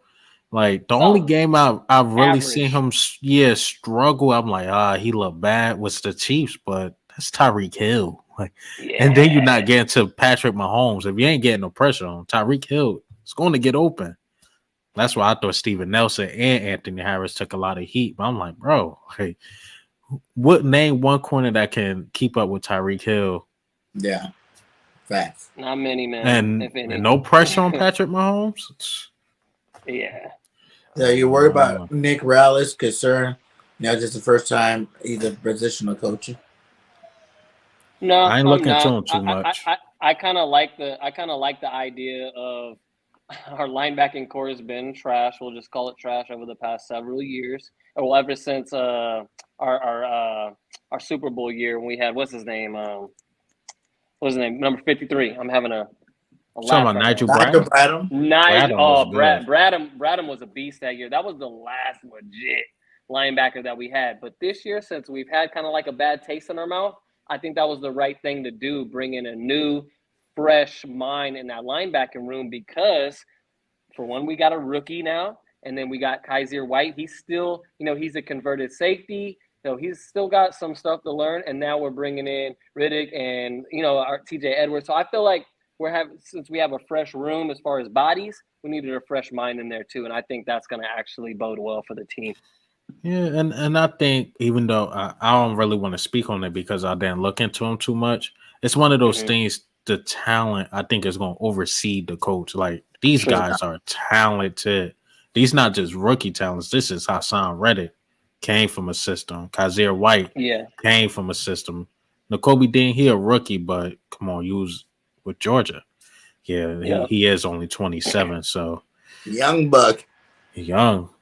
I like it. I like that fresh blood. I just feel like that linebacker room just needed a fresh restart, man. Like it's just whatever's been it wasn't working with the previous regime of coaches, and it wasn't working last year with the new regime of coaches. So bring in a fresh mind that can, really, mix it up. And he's like you said, he's only 27. That is really young, but that's a fresh mind, man. What was he last year? I just like the fact that our coaching staff is young. I do like that. What was he last year? See, I have to look into it. I thought I'm not really sure. Linebacker. No, it was. I think it was somebody else. It was somebody else. He wasn't. Yeah, he may have been on staff. But he was on staff. I remember the name. He wasn't the guy. Yeah, he wasn't the guy. Maybe like the assistant linebacker coach. Probably. Because I think I seen one of your videos. He was talking about the linebacking coach last year. I think I seen one of yours. Yeah. Yeah. I don't think it was him. Man, with so many videos in there. Yeah, it may have been. But yeah, he's a young guy. He's definitely a young guy. I think he's got a lot of other coaches on his side as far as like him being that young to take a chance on him. So I like it. I personally like it. At the end of the day, man, this is football, man. Like age really doesn't matter as far as coaching. You really just have to have the eye for it and the mind for it. And he's not, at the end of the day, he ain't calling plays. He just has to get those guys ready every week in the film. That's it. It's one of those things. Baltimore last year? I think so. It's one of those things. It's like they want to respect him. Familiar, like he was on our team last year. And I love that if he came from Baltimore, because if he was learning in Baltimore, that's even a better move then, because he learned from the best over there. They always have good linebackers, man. Right. So yeah, I think that's a good move. Well, hey man, we're just over the 2.5 hour mark. Shout out to all you guys still in here. Why don't you guys give the fans one last message, while we're in the offseason after the draft? Give them a nice little message and let them know where they can find you at. Yeah, of course. I'll go first. Alkabeer The Analyst. I'm starting to do the community tab a lot more. I see that's picking up a lot. Reaction videos, regular videos. I think I'm going to add lives to my arsenal. We'll see. But But yeah, I do a lot now. I'm just really transitioning to like just Eagles talk. I do other teams here and there now, but I think I'm all in on the Eagles right now. Okay, that's what's up. Yeah, so this is Bry Wolf. My channel, I go by Eagles Real Talk on all my social media and my YouTube page. Growing the channel still, but I kind of took an off season. To be honest with you, I needed a little bit of an off season. As far as like career wise, personal life, I needed to take a step back. But now that the draft is over and like football is really about to get going, my blood, like you can tell if you've been watching this, my blood. You know what Oh I mean? yeah, you ready? This is what I love to do is talk Eagles football, man. And yeah, I'm about to have a lot more lives. That's a lot of people wanted me to do lives this past year. I did a couple on this channel, but now I'm gonna have you guys on, and I just want to do a lot more interactions with other guys, other YouTubers. So that's what you're gonna see a lot more on my channel besides the weekly previews. That's kind of what I'm known for. And yeah, I'm just gonna continue to pump out more content, man. And I actually got some comical stuff on the way too. So I'm just gonna do a lot of different stuff this year and have fun with it, and even raise like my passion for the game, because this past year I had so much fun doing it my first year, and it was just a blessing for my life, bro. To be totally honest with you, it was just such a good thing for my life. So I'm just really happy to be, even on this channel talking sports with you guys, man. It's really, I wouldn't say like a dream come true, but it is something like that. I really do love talking, and I have a real big passion about this game. So yeah, you're gonna see a lot of me, man. So follow me right now and get down with ERT. Everybody hit that link for both of these guys, man. Great content creators, And like I really feel honored to even be working with all you guys for real. You know what I'm saying? Like, like you said, live streaming is so fun. That's what I do. I love live streaming. You know what I'm saying? I love it more than anything else, because that's what we're doing. We're sitting here, we're just talking ball with each other. Right. You know what I'm saying? I get a lot of like shout outs from other, teams, content creators, because I don't go over there trolling. I just go over there and I lay out facts. You know what I'm saying? Like, okay, well, you gotta look at these things, those things type of situation. And I just think that it's like, this is fun, dude. This is like awesome. You get to do something we love. It's a benefit that you do get a little bit of cash for it, you know what I'm saying? Like to supplement that time you're taking away from the family. But man, it is awesome. I love, Real talk, though. You take hella time away from the family for real. Who you telling, man? Families of all the content creators out there, that put up with us content creators, because we grind, for you guys. I know making those videos take forever, you know what I'm saying? Like, that's the reason why you probably see less videos from BG, more live streams from BG, because it's like, I love the free nature, and I love live because it's just like one take. You get one take. You know what I'm saying? If you messed up in that live, you messed up and it's just there. You know what I'm saying? Yeah. You don't get to go re-edit it and re-chop it up or nothing. Like, you just go straight live. You get people's real emotions, real feelings come out in a live stream. But like I said, like, these guys, they've been grinding. Like I said, I watched both of you guys' channel. I'd be leaving comments and stuff. And I just wish you guys nothing but this, love and success, man. You know what I'm saying? Keep growing, keep doing what you do. Like I said, I'm going to keep trying to do what I do. You know what I'm saying? We're all on our road to be, just people that, it's not about being the greatest, but it's just about giving the fans what they want. That's what I do it for. I want the fans to feel like when they watch a BG, video, you know what I'm saying? They got some good Eagles content. You know what I'm saying? Because, hey, to keep it real, if this was on ESPN or NFL Network, they throw us on something like this. Man, you know what I mean? We keep it real on this YouTube stuff, bro. And that's something that, ESPN and NFL Network and ABC and all these other stations, they can't truly do. They can't really say always what they want to say. And like, we break it down, and like, just like you said, we're passionate about Eagles football, and that's something that we connect with. And I just want to say, man, I really appreciate you always reaching out. And I always appreciate Alkabeer. He always checks out my page, and vice versa, and all you guys. It's been cool to like get to know you guys and to just talk football, man. I appreciate it. Guess what? We got all off season to do some more shows. So whenever you guys want to upgrade that live streaming thing, I'm at your boy BG. Hey, make sure you guys subscribe to everybody, and also go subscribe to BGN Sports Media, man. We got a nice, solid team over there. We're doing great content over there. Those guys work hard. with all the other teams besides the Eagles. We got great Eagles shows on there. Birds of Broad Street, Eagles Live and Led. You know what I'm saying? The Bird Brains podcast. We got some really talented guys out there doing some things. But we also got other teams. We got Niner teams. We got Cowgirl teams. I'm gonna say Cowgirls. I love my guys, but they on the wrong squad. But we got some great content They over sure there. are. And then also for people that don't want to talk sports, want some other kind of content, we got BGN Entertainment too. We got the show The Real. I'm on there. Man, that's a great new show we got started over there too. That just, if you want to talk about real life type stuff too, make sure you guys go check that out and subscribe too.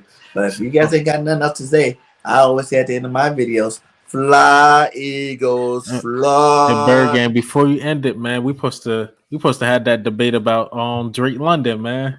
Okay, let's go. Drake is back. Okay? No, we can't do it. I proved it. We can't do it. Proved it. When I said Drake was the best, he got picked number one. Overtime. This is an overtime segment. Man, that man Overtime. can't separate. That man can't separate. That man can't separate. Hey, he makes He separate good enough to be the first receiver drafted. He can pluck a ball though. You don't have to Look, separate when man. you're 6'5", 6'5". He supposed to either he's gonna be Mike Evans or JJ Arthur-Whiteside. That's your poison. I like that. No, he's gonna be Mike Evans or he's gonna be Jordan Matthews. Oh man. He He's is not gonna be. two I options. think he's gonna be Drake London, a I think he's beast, gonna be a baller. Yeah. I think he's gonna be straight baller, and he's gonna dominate. Like people, really, if it was really that, do you really think the man would be the first receiver off the board? Think about this. Atlanta had every single receiver on the board when they made that pick.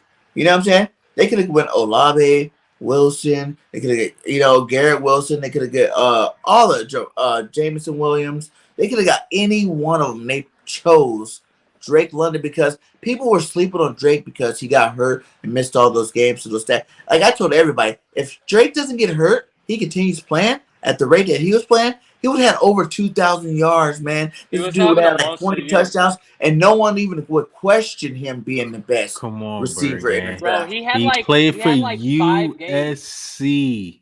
True. That is the only knock. That's my only knock. But I'm a Trojan fan, so I take that very personal.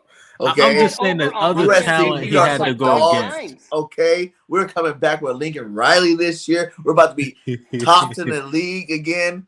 Okay, so just because Reggie Bush and those guys messed it up and we didn't have scholarships for 100 years, Oh, that's true. We're coming back now. Alkabeer though, hey, Alkabeer. I know he was in the Pac-12, but he had like 160 yards, over 100, like a couple of 175-yard games, and like he had over 160 yards like 5 or 6 times in his like 9 or 10 games that he played. Yes, that's crazy. Did I even show on that video I made with Drake on my channel?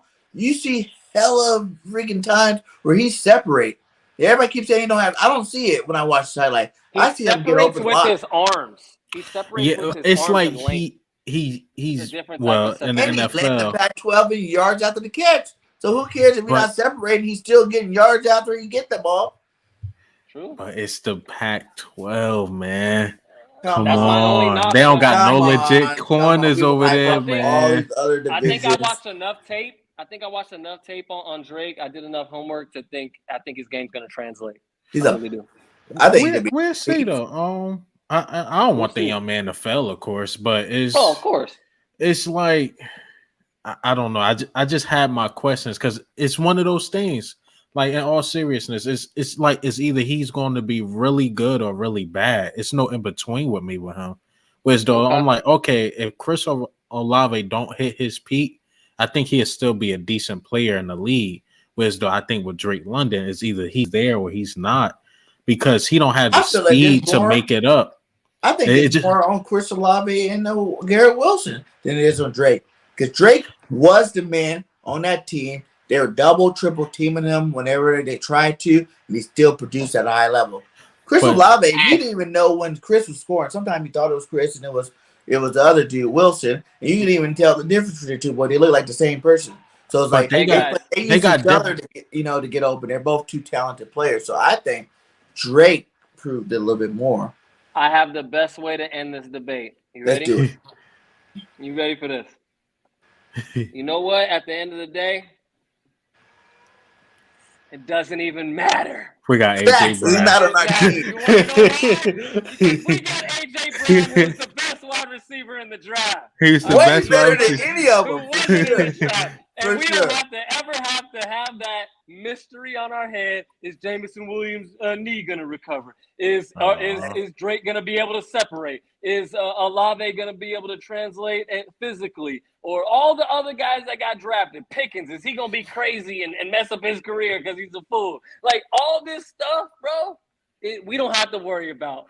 Pickens. We have Pickens AJ. is Pickens giving Thank me that God. AJ Brown. I said AJ Brown. For real.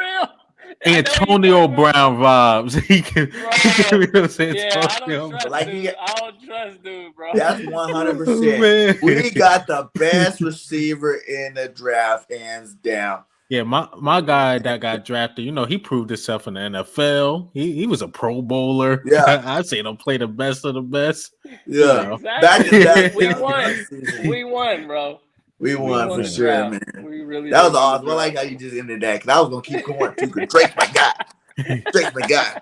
I still be supporting Nelly because he's from USC sometimes. I was like, give Nelly another shot. I wouldn't even mind we had him as our third receiver. Nelly was solid. Nelly was solid, but mental. That's what it was. Because the year he had, we quote unquote considered a bad year. I think he had about 700 yards.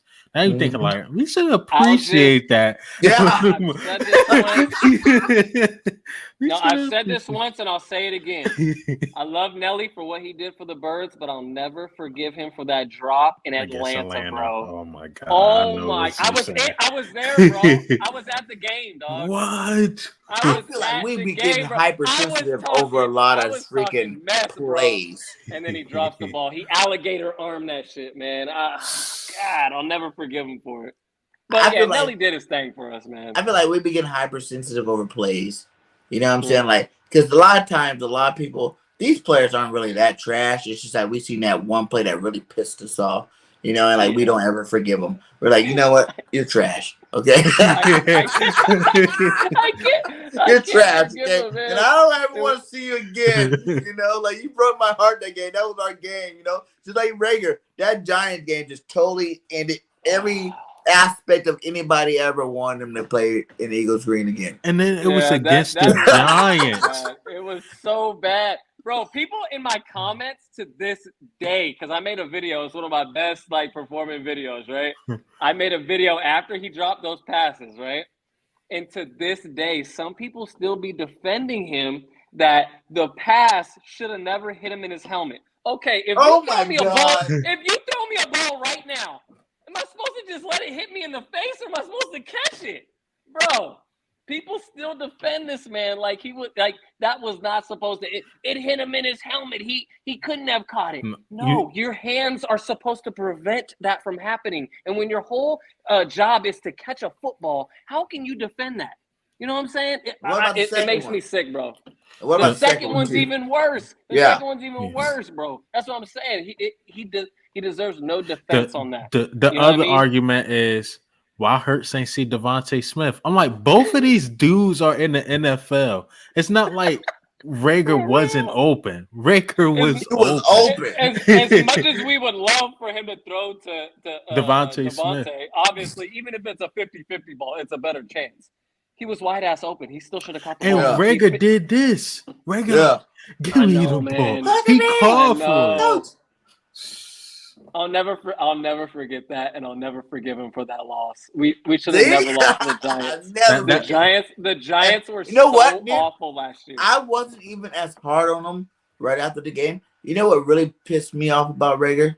His comment in the post game. I knew it. I was gonna say that. That lit a fire under my. I can't even support you no more. Cause now you just said some stupid. It was just a drop. You said he was the fourth on the roster. Like he was it's just 2 drops. Like that's your chance. Like I need to play better. I'm gonna try again. That was my bad. He was like, it's just 2 drops. Like no, it's not just drops, man. He should have been like, hey, I'm gonna keep it real with you guys. I let the team down tonight. I really let us. Yes. I really let the team down. But I'm coming back next week. I'm gonna use this as motivation to get better. Yes. Nah. Oh, it was That's just what 2 he was drops. supposed to say. Like, bro, That's exactly no, what he man. was supposed to He don't say. take accountability. He's over No. positive on Twitter. I can't stand it. He can't catch the ball. That's where he lost me at a little bit. Was when he did I'm that. done with It's regular. just Like I 2 said, drops. Like there were 2 huge drops that could have won the game. You know what I'm saying? Now all my people are hating my boy Hurts because of you. You know what I'm saying? Like that Hurts had a bad game, but if y'all blame it was him really for the a loss bad because of first that, half. In the second half, he actually played pretty good. If you blame him for that drop, that's just ridiculous. I'm sorry. Word. Yeah, that's crazy. That's crazy that fans were really going after Hurts that much over that drop, bro. That's crazy. But we better not lose to the Giants one time this year, though. Never. Yeah. Those are too sweet. The Giants, and I hate the Giants. The Giants are my worst team, man. I hate the Giants more than I hate the Cowboys. I'm gonna keep it real. I really can't. I can't stand Giants. I don't know if I can say that. I can't. No, I just can't stand. I kind of really hate. I really can't. Hold on. Why would I hate the Cowboys? They haven't won in 30 years. See, that's why I hate them. You know what I mean? They talk like they just won last year. I just let them be clowns.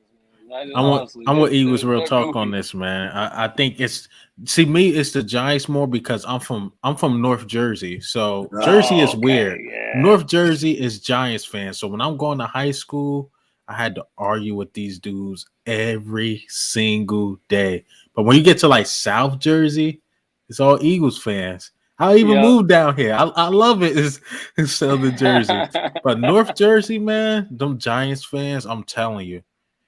They something else. But they could hang their hat on that. Man. They won the Super Bowl, not as recent as us, but they won it like in that 2009, 2010. Whereas though Cowboys fans, yeah. So they always hang their hat on that, and they beat Tom Brady twice. So they hang their hat on that. True. They can hang their hat. Yeah, you're right. So, that's why I just don't care what Cowboys fans. But the internet makes you hate the Cowboys more. You'll think it's more. But they're more of a joke if anything. They're a meme. They're always a goofy ass meme every year for the you know what I mean? They're a meme for the wrong reasons. But I love doing content with those guys because that's all they could talk about, something that happened like 27 years ago. You know? That's all they got, man. And it makes me drill them, like get them. They've won one playoff game in since 1998 or something, like one playoff game? Like that's crazy. Yeah, because the recent one, they only won one playoff game since 98. Something like that, because they beat It's something like Seattle, but they didn't win. No, I don't think they got to an NFC Championship game in years. Yeah, over the past 30 years, they have the second worst win percentage in the playoffs. Something like if there was any other team like the Bengals or the Lions or something like they in that level, but they don't realize it because they the team everybody turn on TV. ESPN, they on there, but they the same relevant team as the Detroit Lions or the Bengals, and the Bengals getting theirs back up because they went to the Super Bowl, but they lost. Yeah, so facts only. The Browns have been better. I mean, every single team in the league besides the Lions, and I'm being serious. I can find the tweet. I think I took a snapshot of it on my phone. Have been a better team in the past 30 years than the Cowboys. Yeah, especially in the playoffs. Like they've been that bad, bro. Like for real. They hang their hats on the 90s. Yeah, the 90s. Know that much for sure. Yeah, and half of them weren't even born. The ones talking pretty about. much. Yeah. A lot of them weren't born. It's just funny. But hey, y'all, I gotta get going, man. Shit, I would love to talk with 3 hours. Yeah, we got a little bit of OT right there. Yeah, OT. Coming correct, but we got the OT. Hey, I appreciate but thank you guys again for coming on the platform. Fly, Eagles, fly. And we out. Baby. Peace. Hey,